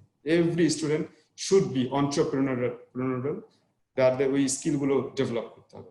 এবং আরেকটা জিনিস আমার মনে হচ্ছে, ইউথ চ্যালেঞ্জ ফান্ড প্রত্যেকটা মন্ত্রণালয়, তার অধিদপ্তর, ডিপার্টমেন্ট এবং জেলা পর্যায়ে প্রশাসনকে দিয়ে ব্যবস্থা করতে হবে। এই যে ইউথদের ক্ষেত্রে কালডুন বললো youth engagement for local, youth engagement for national, youth engagement for global. So আমার ওই লোকাল লেভেল থেকে ইউথদেরকে এঙ্গেজ করার সুযোগ দিতে হবে, ন্যাশনাল লেভেলে মন্ত্রণালয়, অধিদপ্তরগুলো ইউথ চ্যালেঞ্জ ফান্ড দিবে, ইউথরা ওইখানে প্রবলেম সাবমিট করবে, তাদেরকে প্রবলেম দেওয়া হবে, তারা সলিউশন করবে, এবং গ্লোবালি আমাদের ইউথরা যেন লিড করতে পারে, ওই স্বপ্নটা সোসাইটিকে তুলে ধরতে হবে। আদারওয়াইজ আমরা কিন্তু ওই চাকরি মেন্টালিটি নিয়ে আমরা বুথ হয়ে থাকবো, আমরা পিছিয়ে যাব। ধন্যবাদ, এটা ছিল আমার রেকমেন্ডেশন। কনক্রিট কিছু পয়েন্ট। থ্যাংক ইউ রফিক ভাই। অমিতাভ ভাইয়ের কাছে আসি আমি।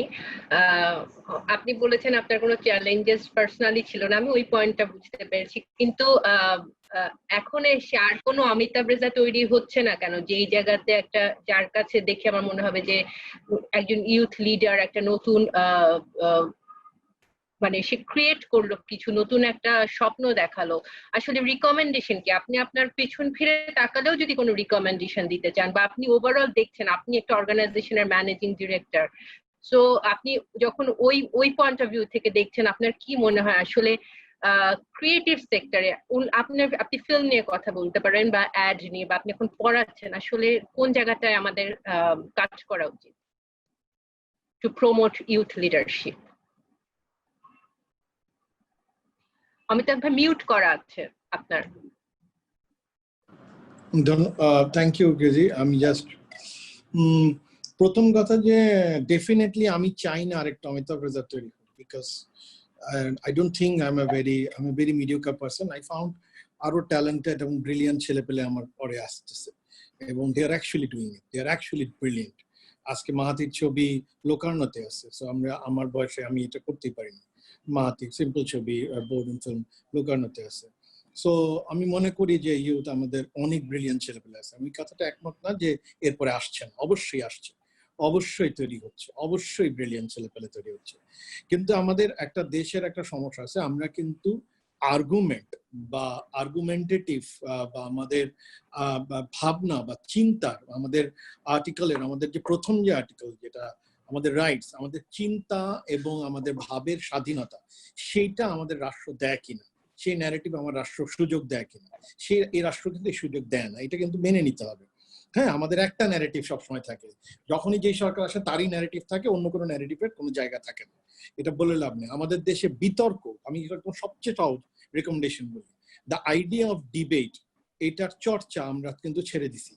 আমরা এককালে কিন্তু প্রচুর বিতর্ক করতাম, এবং that is very important to creative সেকশনে কাজ করার জন্য, যে স্কুল লেভেলে, এবং প্রচন্ড বিতর্ক, the idea of debate, idea of logic হাজির করা, যাতে সে আর্গুমেন্ট দিতে পারে, সে আর্গুমেন্ট দিয়ে। এখন আমাদের অসহিষ্ণু হয়ে পড়ছে, আমরা কেউ কিছু বললেই গলা কেটে ফেলি, কেউ কিছু বললেই তাকে নামায় ফেলি, তাকে বন্ধ করে। কিছুদিন আগে দেখলেন যে কিছুদিন আগে ওয়েব সিরিজ নিয়ে কিছু হলেই বন্ধ করে দেবো, কিছু হলেই তাকে মেরে ফেলবো, কিছু হলেই তাকে ধরে ফেলবো, কিছু হলেই তাকে অ্যারেস্ট করে ফেলবো, কিছু হলেই তাকে সাংস্কৃতিক ভাবে, যদি রাষ্ট্রীয় ভাবে না হয়, সাংস্কৃতিক ভাবে তাকে বুলিং এর শিকার হইতে হয়। অর্থাৎ আমাদের আইডিয়া অফ আর্গুমেন্ট চলে গেছে, আইডিয়া অফ কথা বলার চলে গেছে। প্রথম যে ক্রাইটেরিয়া যেটা হবে, রাষ্ট্রের উচিত এই চিন্তা এবং ভাবের এই স্বাধীনতা তৈরি করা, এটা সবচেয়ে জরুরি। এটা যদি না তৈরি হয় তাহলে বিকশিত হবে না রাষ্ট্র। আমাদের অনেক ছেলেপেলে অনেক কিছু বানাতে পারে, কিন্তু তারা বানাতে ভয় পায়। আমরা একটা ভয়ের রাষ্ট্র তৈরি করছি, আমরা একটা ভয়ের সমাজ তৈরি করছি। এই ভয়ের সমাজ, ভয়ের রাষ্ট্র যদি না তৈরি করে একটা চিন্তার মুক্তির স্বাধীন, মানে একটা, আমরা তো অর্থনীতি মুক্তি এত সহজে পাবো না, এটা তো বোঝাই যাচ্ছে। এটা তো একটা এত বৈষম্যমূলক একটা রাষ্ট্রের মধ্যে, আর যেখানে শিক্ষা বৈষম্য, যেখানে স্বাস্থ্যের বৈষম্য আছে, সেইখানে এত তাড়াতাড়ি তো আমরা অর্থনৈতিক মুক্তির স্বাধীনতা বলতে পারি না। কিন্তু আমরা অ্যাটলিস্ট চিন্তায় যাতে আমরা আর্গুমেন্ট করতে পারি, সেটা ইউথের জন্য খুব inspiring. Otherwise they will be frustrated. তারা একটা দ্বিতীয় বিশ্বযুদ্ধের পরে ফ্যাসিস্ট টাইমে এক ধরনের ছবির চালু হয়েছিল, ফ্যাসিস্ট বিশ্বযুদ্ধের আগে আর কি, মুসোলিনির টাইমে। সেটার নাম হচ্ছে হোয়াইট টেলিফোন মুভমেন্ট। এটার নাম হচ্ছে, কারণ হচ্ছে তখনকার আমলে সিনেমা যেটা নির্মাণ করা হতো, সেটার মূল বিষয় ছিল প্রেম, সেক্স এবং বড় লোকদের মানবিক বিভিন্ন রকমের সমস্যা। এর বাইরে কোনো গল্প বলতো না। এটা ফ্যাসিস্ট টাইমের মুভমেন্ট। আমাদের দেশে দেখবেন, এখন আমরা যদিও একটা গণতান্ত্রিক রাষ্ট্র বলি, কিন্তু আমাদের দেশে দেখবেন আমাদের টেলিভিশনে যেসব ন্যারেটিভ হাজির আছে, নাটক ফাটক, মানে সো কল নাটক, আমি নাটক বলি না, ফিকশন বলি, এটার মূল বিষয় হচ্ছে প্রেম। মূল বিষয় হচ্ছে মেহজাবিন কাঁদতেছে, বড় ছেলেও কাইতে পড়ে আছে, চোখ দিয়ে বরবর করে পানি পড়তেছে। এর বাইরে কোনো গল্প ওরা বলতে পারতেছে না। এটার কারণটা হচ্ছে, এর বাইরে গল্প বললেই তো আপনাকে মেরে ফেলবে সাংস্কৃতিক ভাবে। অন্য কিছু যদি বলা হয়, হয় এক ধরনের একটা কমিউনিটি আপনাকে আঘাত করবে, অথবা রাষ্ট্র করবে, অথবা বড় ভাই, আমাদের বড় ভাইয়ের বলে এটা তো করতে পারে না, এটা অশ্লীল বলে পাগল হয়ে যাবে। হ্যাঁ, তো এই যে সমস্যা, তার মানে আমাদের চিন্তার স্বাধীনতা যদি না দেওয়া হয়, এবং রাষ্ট্র যদি সেটাকে কনফার্ম না করে, যেটা ডিসকোর্সের কথা বলে, যে আমরা আসলে একটা অদ্ভুত ভয়ের ডিসকোর্সে হাজির করছি, যেটা যে আমরা না হাজির করতে পারি, যে আমরা চিন্তা করতে পারবো, গল্প বলতে পারবো, এবং রাষ্ট্র ওই স্বাধীনভাবে গল্প চর্চার অবস্থান তৈরি করে দিচ্ছে। আমাদের দেশে একটা ঠিকমতো ফিল্ম ফেস্টিভ্যাল হয় না, আমাদের দেশে রাষ্ট্রীয়ভাবে বিতর্ক প্রতিযোগিতা হয় না, আমাদের রাষ্ট্রীয়ভাবে সারা বাংলাদেশ ব্যাপী চলচ্চিত্র বলি, নাটক বলি, এটার যে রাষ্ট্রীয় উদ্যোগ থাকা দরকার, যেটার কমিং মানে একটা কি বলবো, একটা কালচারাল ফেস্টিভ তৈরি করা দরকার, সেটার উদ্যোগ নেওয়া যায় না। এখন প্যান্ডেমিক টাইমে তো আরো সুবিধাজনক অবস্থায় আছে। এখন তো ইচ্ছা করলে আমাদের একটা ওটিটি প্ল্যাটফর্ম নেই, রাষ্ট্রীয় ওটিটি প্ল্যাটফর্ম, উইচ ইজ যেটা রাষ্ট্র ধারণ করে, যে একটা রাষ্ট্র ওটিটি প্ল্যাটফর্ম, জি ওটিটি প্ল্যাটফর্ম শুধুমাত্র আন্তর্জাতিক ছবি এখানে হাজির করবে না, দেশীয় ছবি, দেশীয় গল্প, দেশীয় ন্যারেটিভ, মুক্তিযুদ্ধ, আমাদের ভাষা আন্দোলন, আমাদের লড়াইয়ের গল্প, সেই গল্পগুলো নিয়ে রাষ্ট্র ইন্টারন্যাশনাল প্ল্যাটফর্মে হাজির করবে, প্লাস ইন্টারন্যাশনাল প্ল্যাটফর্মের কাজ আমাদের দেশে হাজির করবে। যেটা ধরেন বিষয়ায়ত্ত কেন্দ্র আব্দুল্লাহ সাইদ স্যার টেক্সটে অনেক আগে করছিল, আমরা তারাজ বুলবা পড়ছি, আমরা বড় বড় সাহিত্য পড়ছি, এগুলো তো আমাদের সারা বিশ্বের সাহিত্য আমাদের সামনে হাজির করছে। এখন সারা বিশ্বের যে অডিও ভিজুয়াল ন্যারেটিভ আছে, এটা নট অনলি সিনেমা, সেটা রাষ্ট্র ইচ্ছা করলে ফ্রিতে একটা প্ল্যাটফর্ম, যে প্ল্যাটফর্ম মানুষ ইন্টারঅ্যাক্ট করতে পারে, যেখানে যেমন ধরেন বিভিন্ন স্কিল, আমাদের বিচ্ছিন্নভাবে বিভিন্ন খুঁজতে হয় সবকিছু, একটা মানুষের এটিকেট কোর্স, বিভিন্ন ধরনের, আমি জানি যে এটা অনেক কাজ করছে, তারা অসাধারণ কাজ করতেছে, ওনাদের পক্ষ থেকে এরকম ছোট ছোট কোর্স, ছোট ছোট এক্সেস তৈরি করা যায়, যেটা আমরা যে রাষ্ট্র চাই, আমরা যে জাতি চাই, যেই কারণে মুক্তিযুদ্ধ করেছিলাম, যেই কারণে আমাদের বাবা চাচারা এই দেশকে স্বাধীন করছে, ওই বিশ্বাস নিয়ে ন্যারেটিভ হাজির করা এবং সেই গণতান্ত্রিক চিন্তা নিয়ে, এটার মধ্যে কোনো সময় অপোজিট একটা উল্টা ন্যারেটিভও হাজির হবে। ওই তর্ক তো আমরা দেখতে চাই, উল্টা ন্যারেটিভও হাজির হবে, সেই ন্যারেটিভের তর্ক করে আরেক ন্যারেটিভ হাজির হবে। ওই সহিষ্ণুতার চর্চা যদি আমরা না করতে পারি, তাহলে আমাদের হিউথ ইন্সপায়ার হবে না, তারা দেশের বাইরে চলে যাবে। তাদের মূল উদ্দেশ্য হবে দেশের বাইরে গিয়ে তাদের চর্চা করা, যেটা আমি যেমন চলে যেতে চাই। আমাকে যদি বলেন যে কারণ মেরে ফেলবে তো আমাকে, আমি কিছু বললে মেরে ফেলবে, কিছু বললে আমাকে তুলে নিয়ে যাবে, ভালো ভাই চুপচাপ থাকি, প্রেম ভালোবাসার গল্প বলি। এই যে ভয়, এই ভয়ের রাষ্ট্র দিয়ে কোনোদিন ইউথ আগাইতে পারবে না। এটা হচ্ছে আমার recommendation. Well, a recommendation, a good recommendation for A2I as well, to create a national OTT platform. Now I'll go to Faisal Bhai saying some solid or concrete recommendation or last thought actually from your end. No, it's fascinating to listen to Amitav Raza. So my suggestions are going to be a bit more dull and not so interesting. So I think where we can start with by make an effort to properly describe the youth of Bangladesh, not the stereotypical description of youth. So when naturally we have this unconscious bias of a youth, definition of a youth in Bangladesh, most probably we think about a male, most probably we think about an urban person, and most probably we also think about someone from, say, a privileged or elitist sort of family. So how do we, if we change that narrative and include all the youth of the country, including how they look like, what do they do, that creates a huge pot, right? Pot of youth. And that pot can be useful in one terms of targeting properly the youth. And secondly, also to glean out some of the youth leaders that are already existing in different communities in different forms. Not all the leaders need to be in a podium, right? So you can have this number of both target of youth that you need for programming, and you also have some already native youth leaders coming from the pot. So that's the first thing. And the second thing that we can do is then sort of bringing them together to talk about and creating a space, a safe space where they can talk about their leadership struggle and aspiration. And this should be a under the blue sky type of thinking space, right?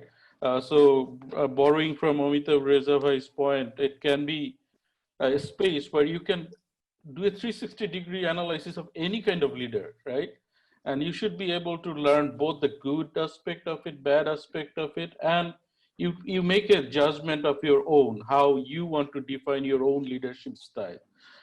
It can be a space for learning about different philosophies of Plato, Aristotle, and how profound those consequences of each philosophy will have on your leadership going forward.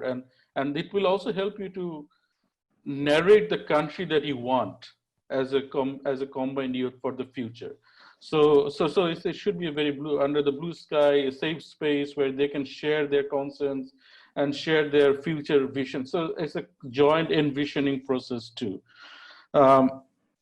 So once those two have been done, we can also, I think we talked about like role models, right? So that's actually, I think, is a very important and fascinating point. And when we also do that role model, I think we need to be very careful about what are the role models we are thinking about, their backgrounds, what kind of people we want to promote as role models. So they need to be diversified again. And I think from our discussion, everyone agrees that diversity is a key. When you think about youth, it's not a homogeneous group, it's a very heterogeneous group. And when you think about role models, it should be also very, very heterogeneous, coming from different sectors, different background. And we also need to be very, very careful. Again, my big concern working in Bangladesh after 11 years is that we do not really want it to be a very urban-centric, elitist capture of a youth movement. It should be like driven by youth from all across the country. And also to show them that merit also works, how merit-based promotion of work can actually help them to get into what they aspire in their life. So with that, I think I will stop again. Thank you. Thank you, Faisal Bhai. That the last point, merit-based promotion of work, that Joyita actually talked about her challenges, that the merit-based promotion এবং সেই কারণে যে আসলে কি challenges face করেছে। তো জয়িতার কাছে আমি আসি, তুমি মিউজিক সেক্টর নিয়ে বলো যে তুমি তো চ্যালেঞ্জেস গুলোর কথা বললে, কিন্তু তোমার এই কাজ করতে যে তোমার কি মনে হয়েছে মানে এটা এমন হওয়া উচিত ছিল, it should be like this, or তোমার কোনো রিকমেন্ডেশন যেগুলো তোমার মাথায় মনে হয়েছে যে music sector or creative sector should be like this in Bangladesh for youth to promote youth leadership? সেটা তো মনে হয়েছেই যে কি হলে ভালো হতো, কিন্তু তার চেয়ে বড় কথা আসলে যে কি আসলে এখন হতে পারে, কারণ পৃথিবীতে আসলে যেরকম সব জায়গায় হচ্ছে সেভাবেই ভাবতে হবে। সেটা হচ্ছে এখন আর্টিস্টদের আসলে একটা প্রফেশনাল আর্টিস্ট ম্যানেজার থাকতে হবে, কারণ একজন আর্টিস্টের কাজ শুধু তার আর্টটাকে করা। সে গান করলে গান করবে, সিনেমা বানালে সিনেমা বানাবে, অভিনয় করলে অভিনয় করবে, কিন্তু তার এই মার্কেটিংটা, সে কোথায় যাবে, কোথায় শো করবে, তার পাবলিসিটি কিভাবে হবে, ফেসবুকে কিভাবে তাকে প্রমোট করবে, ইউটিউবে কিভাবে তাকে প্রমোট করবে, এই ভাবনা চিন্তাটা তো আসলে আর্টিস্টের না। তো এইটা করতে গিয়ে হয় কি অনেক দিকে আসলে মাথাটা ভাগ হয়ে যায়, তখন আর আসলে ফোকাস করা যায় না আমি যে কাজটা আসলে করতে চাই। তো এই জিনিসটা আসলে এখন অনেকটাই চালু হয়েছে বাংলাদেশে, কিন্তু আরো অনেক বেশি চালু হওয়া প্রয়োজন আমার কাছে মনে হয়। যে এই ম্যানেজারের বিষয়টা ওয়ার্ল্ডের বিভিন্ন জায়গায় বড় বড় দেশে এটা অনেক পুরনো একটি বিষয় যে একজন আর্টিস্টের একজন ম্যানেজার থাকে। তো এটা একটা জিনিস মনে হচ্ছে। আর আরেকটা তুমি বলছিলে যে লকডাউন, এই যে প্যান্ডেমিক পরিস্থিতি, এটা তো আসলে অনেক কিছুই দেখালো। সেইটার মধ্যে আমার কাছে সবচেয়ে বেশি মনে হয়েছে যে আমাদের সাথে যারা যন্ত্রশিল্পী, মূলত যারা বাজান, যখন আমি ফেসবুকে একটা লাইভ করি তখন আসলে আমার খারাপই লাগে, কারণ আমার সাথে যারা বাজাতেন মঞ্চে তাদেরকে আমি নিয়ে কাজটি করতে পারছি না। তো এইটার জন্য আসলে আমি জানি না, এটা আসলে সরকারেরই হয়তো বা এগিয়ে আসতে হবে, কারণ এটা একটা ভয়ঙ্কর দিকে যাচ্ছে আমার কাছে মনে হয়। কবে নাগাদ মিউজিক ইন্ডাস্ট্রি আবার ফিরে দাঁড়াবে সেই জায়গায়? শুধু বাংলাদেশ না, সবখানেই। আমি কলকাতার ইন্টারভিউ দেখছিলাম ওই দিন, কিছু শিল্পীর একই কথা, সকলেরই একই কথা, যে আসলে একটি সংগঠন দরকার এবং সরকারের পক্ষ থেকে একটা বড় একটা সহায়তা দরকার, যেন এই সিচুয়েশন গুলোর পরবর্তী পরিস্থিতি সামাল দেওয়ার জন্য হলেও যেন আমরা একটা সাপোর্ট পাই। তো সেটা তো আছেই। আর কি বলবো, আরেকটা জিনিস হচ্ছে তোমার ধরো ইউটিউব থেকে টাকা কামানো যায় এরকম একটা বিষয় ছিল, কিন্তু আমার কাছে আসলে মনে হয় না যেগুলো আসলে খুব ফ্রুটফুল কিছু। কারণ ইউটিউবে যখন তুমি কোনো কন্টেন্ট দিবা তখন তোমার কন্টেন্টটা তাহলে সেই মানেরই হতে হবে। তো সেই কন্টেন্টটা বানানোর মতো ইনভেস্টমেন্ট কি আমি করতে পারবো, বা অনেকেই কি সেটা করতে পারবে? পারবে না। তো এভাবে আসলে অনেক ক্ষেত্রে ট্যালেন্ট থাকা সত্ত্বেও পিছিয়ে থাকছে মানুষ। তো আমার কাছে মনে হয় আসলে এইসব দিকে একটুখানি নজর দেওয়ার বিষয় আছে।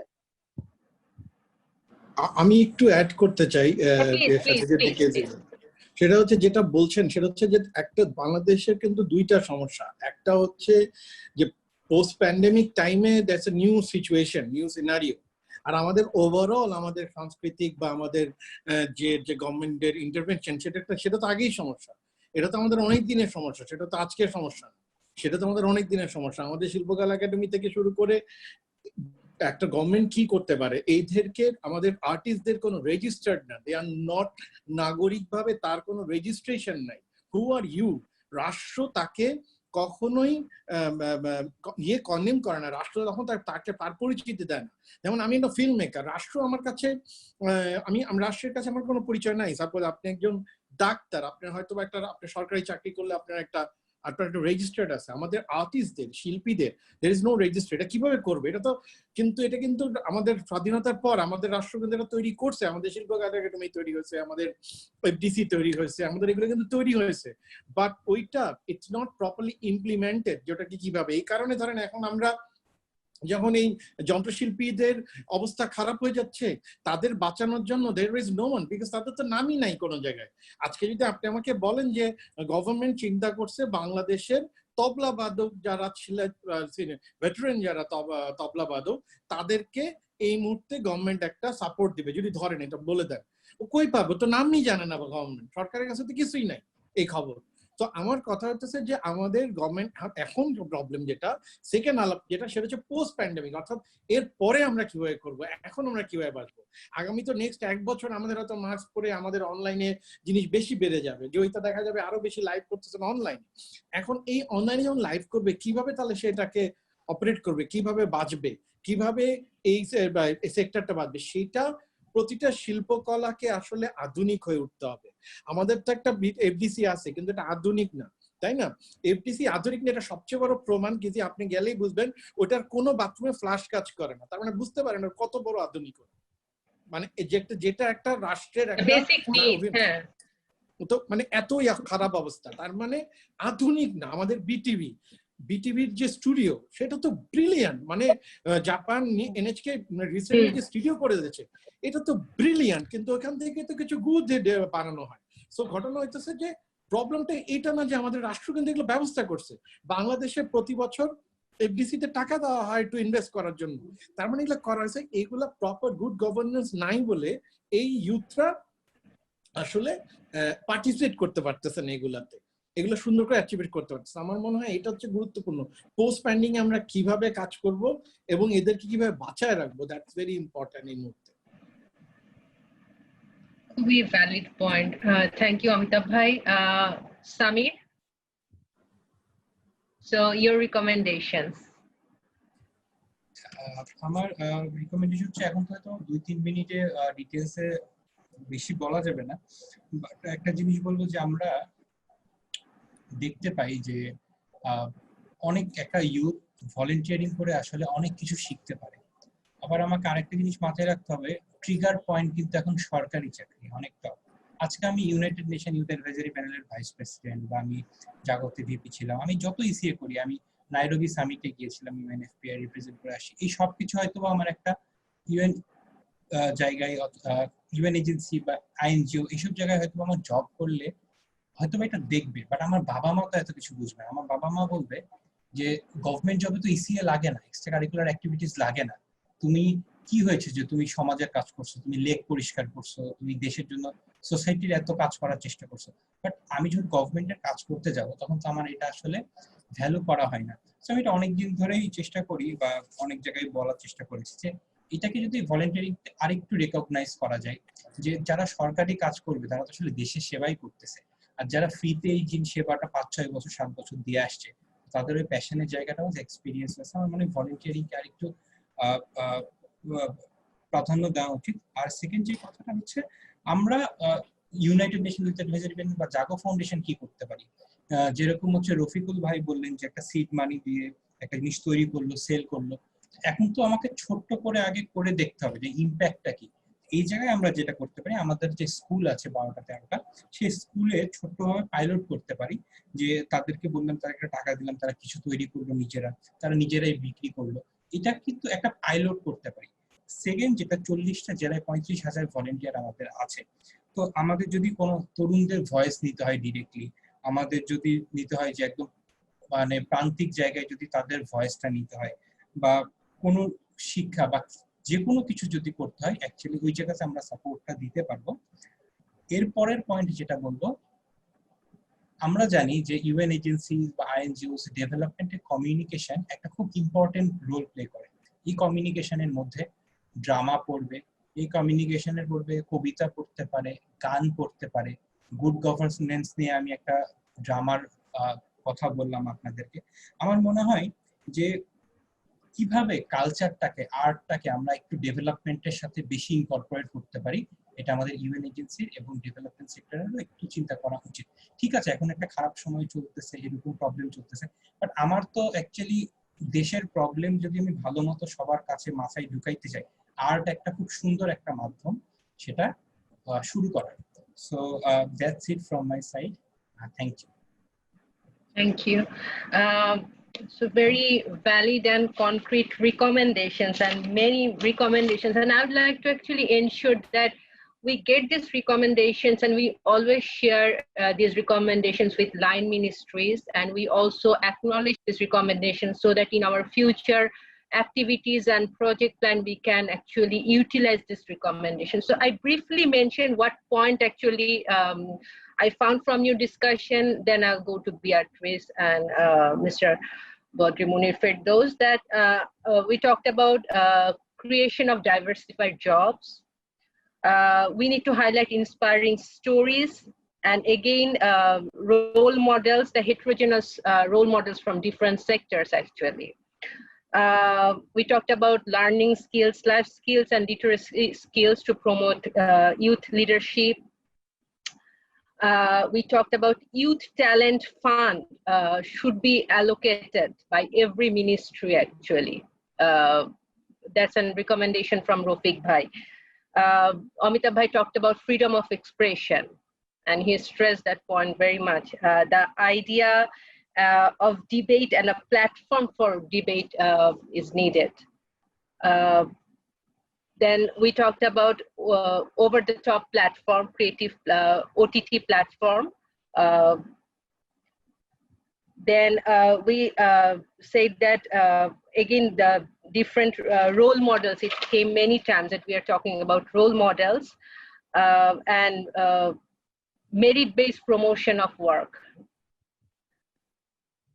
Artists needs to be considered as professionals. Amitabh Bhai, trust me, in every webinar, we get this recommendation from artists, that artists needs to be considered as professional. And we need clear mapping of culture and creative industries and artists in Bangladesh. So this recommendation, this is the third time we got this recommendation from different talented artists from our countries. Thanks for that.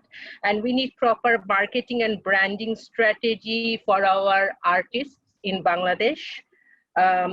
Joyita also talked about Artist Welfare Association. It is highly needed. Investment to promote young artists.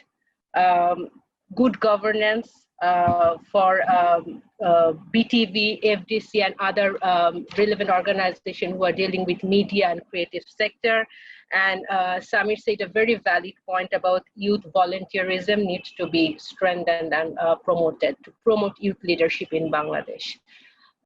So these were the main highlights. So before we finish, actually, we have a government representative from Ministry of Youth and Sports. So Mr. Badri Munir Firdaus, if you have any last thoughts or you'd like to share anything from this discussion and various challenges and solutions our speakers highlighted.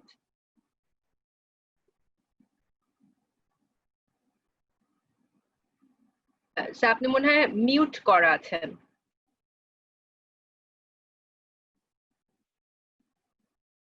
Mute করা আছে। জি জি mute করা আছে। আমি জি, আসলে একটু disturb করছিল নেটে, আমি শুনতে পাইনি আপনার শেষ কথা। না আপনার যদি কোনো মানে শেষ বক্তব্য থাকে, আপনি তো শুনলেন আজকে ডিসকাশনটা, যে আপনার যে কি মনে হলো, আসলে নানা ধরনের প্রবলেম আসলো, রিকমেন্ডেশনও আসলো সাথে সাথে, সো আপনার আজকের ভাবনা এই আলোচনা থেকে। আচ্ছা, ধন্যবাদ সব আলোচকদের, ধন্যবাদ জানাচ্ছি। এটা খুব ফ্রুটফুল আলোচনা হয়েছে এবং এখান থেকে যে সাজেশন গুলো এবং যে সমস্যা, চ্যালেঞ্জেস এবং ওভারকাম করার যে বিষয়গুলো উঠে এসেছে, আমার বিশ্বাস যে আমরা এই বিষয়গুলো আমাদের পোর্শনে যেটুকু আছে, যুব ক্রীড়া মন্ত্রণালয়, এই বিষয়গুলো আমরা ভবিষ্যতে আমাদের যে কার্যপ্রণালী এবং যে কার্যক্রম গ্রহণ করা হবে সেক্ষেত্রে এই বিষয়গুলোকে আমরা হয়তো বিবেচনা করব। আর অনেকগুলো বিষয় আছে, যেমন আমি বলেছিলাম যে এই বছর কিন্তু আমরা ওয়াইসি ইউথ ক্যাপিটাল, ঢাকাকে ওয়াইসি ইউথ ক্যাপিটাল ঘোষণা করা হয়েছে। এই সম্পূর্ণটাই কিন্তু অনলাইন বেসড। এই কোভিড সিচুয়েশনে এটা ফিজিক্যালি হওয়ার কথা ছিল, কিন্তু কোভিড সিচুয়েশনে সম্পূর্ণটাই অনলাইন বেসড হচ্ছে। এবং এই ক্ষেত্রে আমরা বিশ্বের 57টি ওয়াইসিভুক্ত দেশের যে ইউথ রিপ্রেজেন্টেটিভ যারা আছে তাদের নিয়ে বিভিন্ন অনুষ্ঠান করব। এর মধ্যে আর্ট কম্পিটিশন আছে, রিসাইটেশন ফ্রম হলি কোরআন, এটার একটা কম্পিটিশন হবে, ফিল্ম ফেস্টিভ্যালও হবে। বিভিন্ন বিষয়গুলো এর মধ্যে ইনক্লুড করা হয়েছে, যেগুলো সম্পূর্ণ আমরা অনলাইনে করব। আমার মনে হয় যে এই ধরনের কার্যক্রম যদি আমরা অহরহ গ্রহণ করতে পারি, সেক্ষেত্রে ইউথ লিডারশিপের যে বিষয়টি, আমরা আরেকটা কাজ করছি যে ইউথ এই অনেকেই যে কর্মহীন হয়ে পড়ছে কোভিড এর ফলে, দেশের গ্রামের দিকে ফিরে যাচ্ছে, এই লোকগুলো যাতে গ্রামে গিয়ে এই কোভিড সিচুয়েশনে ওখানেই তারা যাতে এঙ্গেজ হতে পারে, তাদেরকে যেন আমরা ট্রেন করতে পারি, তাদেরকে প্রশিক্ষণ দিতে পারি অনলাইন বেস, সেই ধরনের উদ্যোগও কিন্তু এই মন্ত্রণালয় গ্রহণ করছে। তা আমার মনে হয় যে আপনাদের যে ফ্রুটফুল আলোচনা, এখান থেকে আপনাদের যে এক্সপেরিয়েন্স, সেটা আমরা আমাদের কাজের ক্ষেত্রে এটাকে শেয়ার করতে পারবো। ধন্যবাদ সবাইকে। ধন্যবাদ আপনাকে। Beatrice, your last thought from today's discussion. So, well, first, let me thank you again all. I think it was very interesting, and I think it was also a very, inspiring discussion. Unfortunately, the things in Bangla, I only could have snippets, so luckily some colleagues and also Kisi summarized. So I think, of course, we know that such a webinar cannot, change everything and change the whole world and everything in Bangladesh. But I think it helps us ourselves and each one of us. And luckily we have, people like a representative from the Ministry of Youth here, or for example, Asia Foundation, or our young Vice President of the UNYAP, who hopefully, will be inspired in all the others in, themselves through their organizations, their ministry and whatever, to sort of pick some things up. And I think what I think is also important, I realized from most of the speakers somehow, I hope I understood this correctly, I think the COVID-19, as bad as it is, but it is also an opportunity now for changing some things or looking at things differently, taking something was before very negative and say, okay, why don't we now, change it? So I think, I know that we work very closely as UNESCO with the Ministry of Education and the Ministry of Primary and Mass Education. And so a lot of things in terms of strategies, frameworks for the SDG 4 and the Sustainable Development Goals, if you remember, things are happening. So I hope that there are certain mechanisms that we can also as UNESCO, somehow strengthen. So that from the education side, and I think A2I has also very strongly spoken about self-employment, life skills. These are all issues that are also very important under the education stream of UNESCO. So I hope that, again, this opportunity will be taken, and I know that A2I and sort of some of the government partners and the NGOs and so on are working on these things. Now, I also feel that we talked a lot about, of course, the education system, because we asked you too about the culture side of things, and we had some youth ministries here because we talk about youth. So I have a feeling there needs to be more sort of this intergovernmental cooperation in a way, because everyone, I mean, from the Prime Minister's office and the Planning Commission comes this concept, we as a country, we need to do our things under the SDGs. And that means not only the reporting back to the global level and to the UN, but means also to have that progress in the country. So we all, I think, are asked to do something. And that goes from policies, but then applying the policies, changing, adjusting, and sort of doing what we can do to push and move things forward. So I also wanted to mention under UNESCO, and that goes particular for some of the culture aspects that were mentioned, the artists, the concerns, Farin Khan Juhita has mentioned it, but also Reza Chowdhury. We have in UNESCO a convention which is called the 2005 Convention on the Diversity of Cultural Expressions. And under the Ministry of Cultural Affairs in your country, this convention is ratified and has been picked up, and we are actually working with the ministry and stakeholders to use what this convention gives to a country as mechanisms to make these things stronger. So I hope that this webinar is not just a nice exchange of some ideas, that everyone takes something. And as Kisi already mentioned, we take the recommendations seriously, and we try at least on some of the issues to pick up, and perhaps we can also keep in a dialogue with the Ministry of Youth and Sports if there's some opening up, because I know that, for example, the UN volunteers, and I believe the Ministry and UN volunteers yesterday had a webinar. So also this issue of volunteerism has been sort of already taken up by the ministry. So I think there are a lot of opportunities now where we sort of have to say, okay, we need to see what we can tackle out of those, and a lot of mechanisms are already existing. So it's now a way, where can we strengthen something, where's a gap, who should be involved. Of course, the UN not only consists of UNESCO, but also the other agencies. So I hope that also we as UNESCO can push on the one or the other end in different ways, including small projects, supporting you and supporting also the ministries in sort of rolling out the work better. So for me, it was very interesting, and I will carefully read all the recommendations. And Mr. Badre Munir Firdaus, I hope that we can also use this webinar to further strengthen our cooperation with you, a very important ministry that has a very important job, because the youth population is very big. And I think, as we have heard, also there's a lot of potential in the young generation of Bangladesh.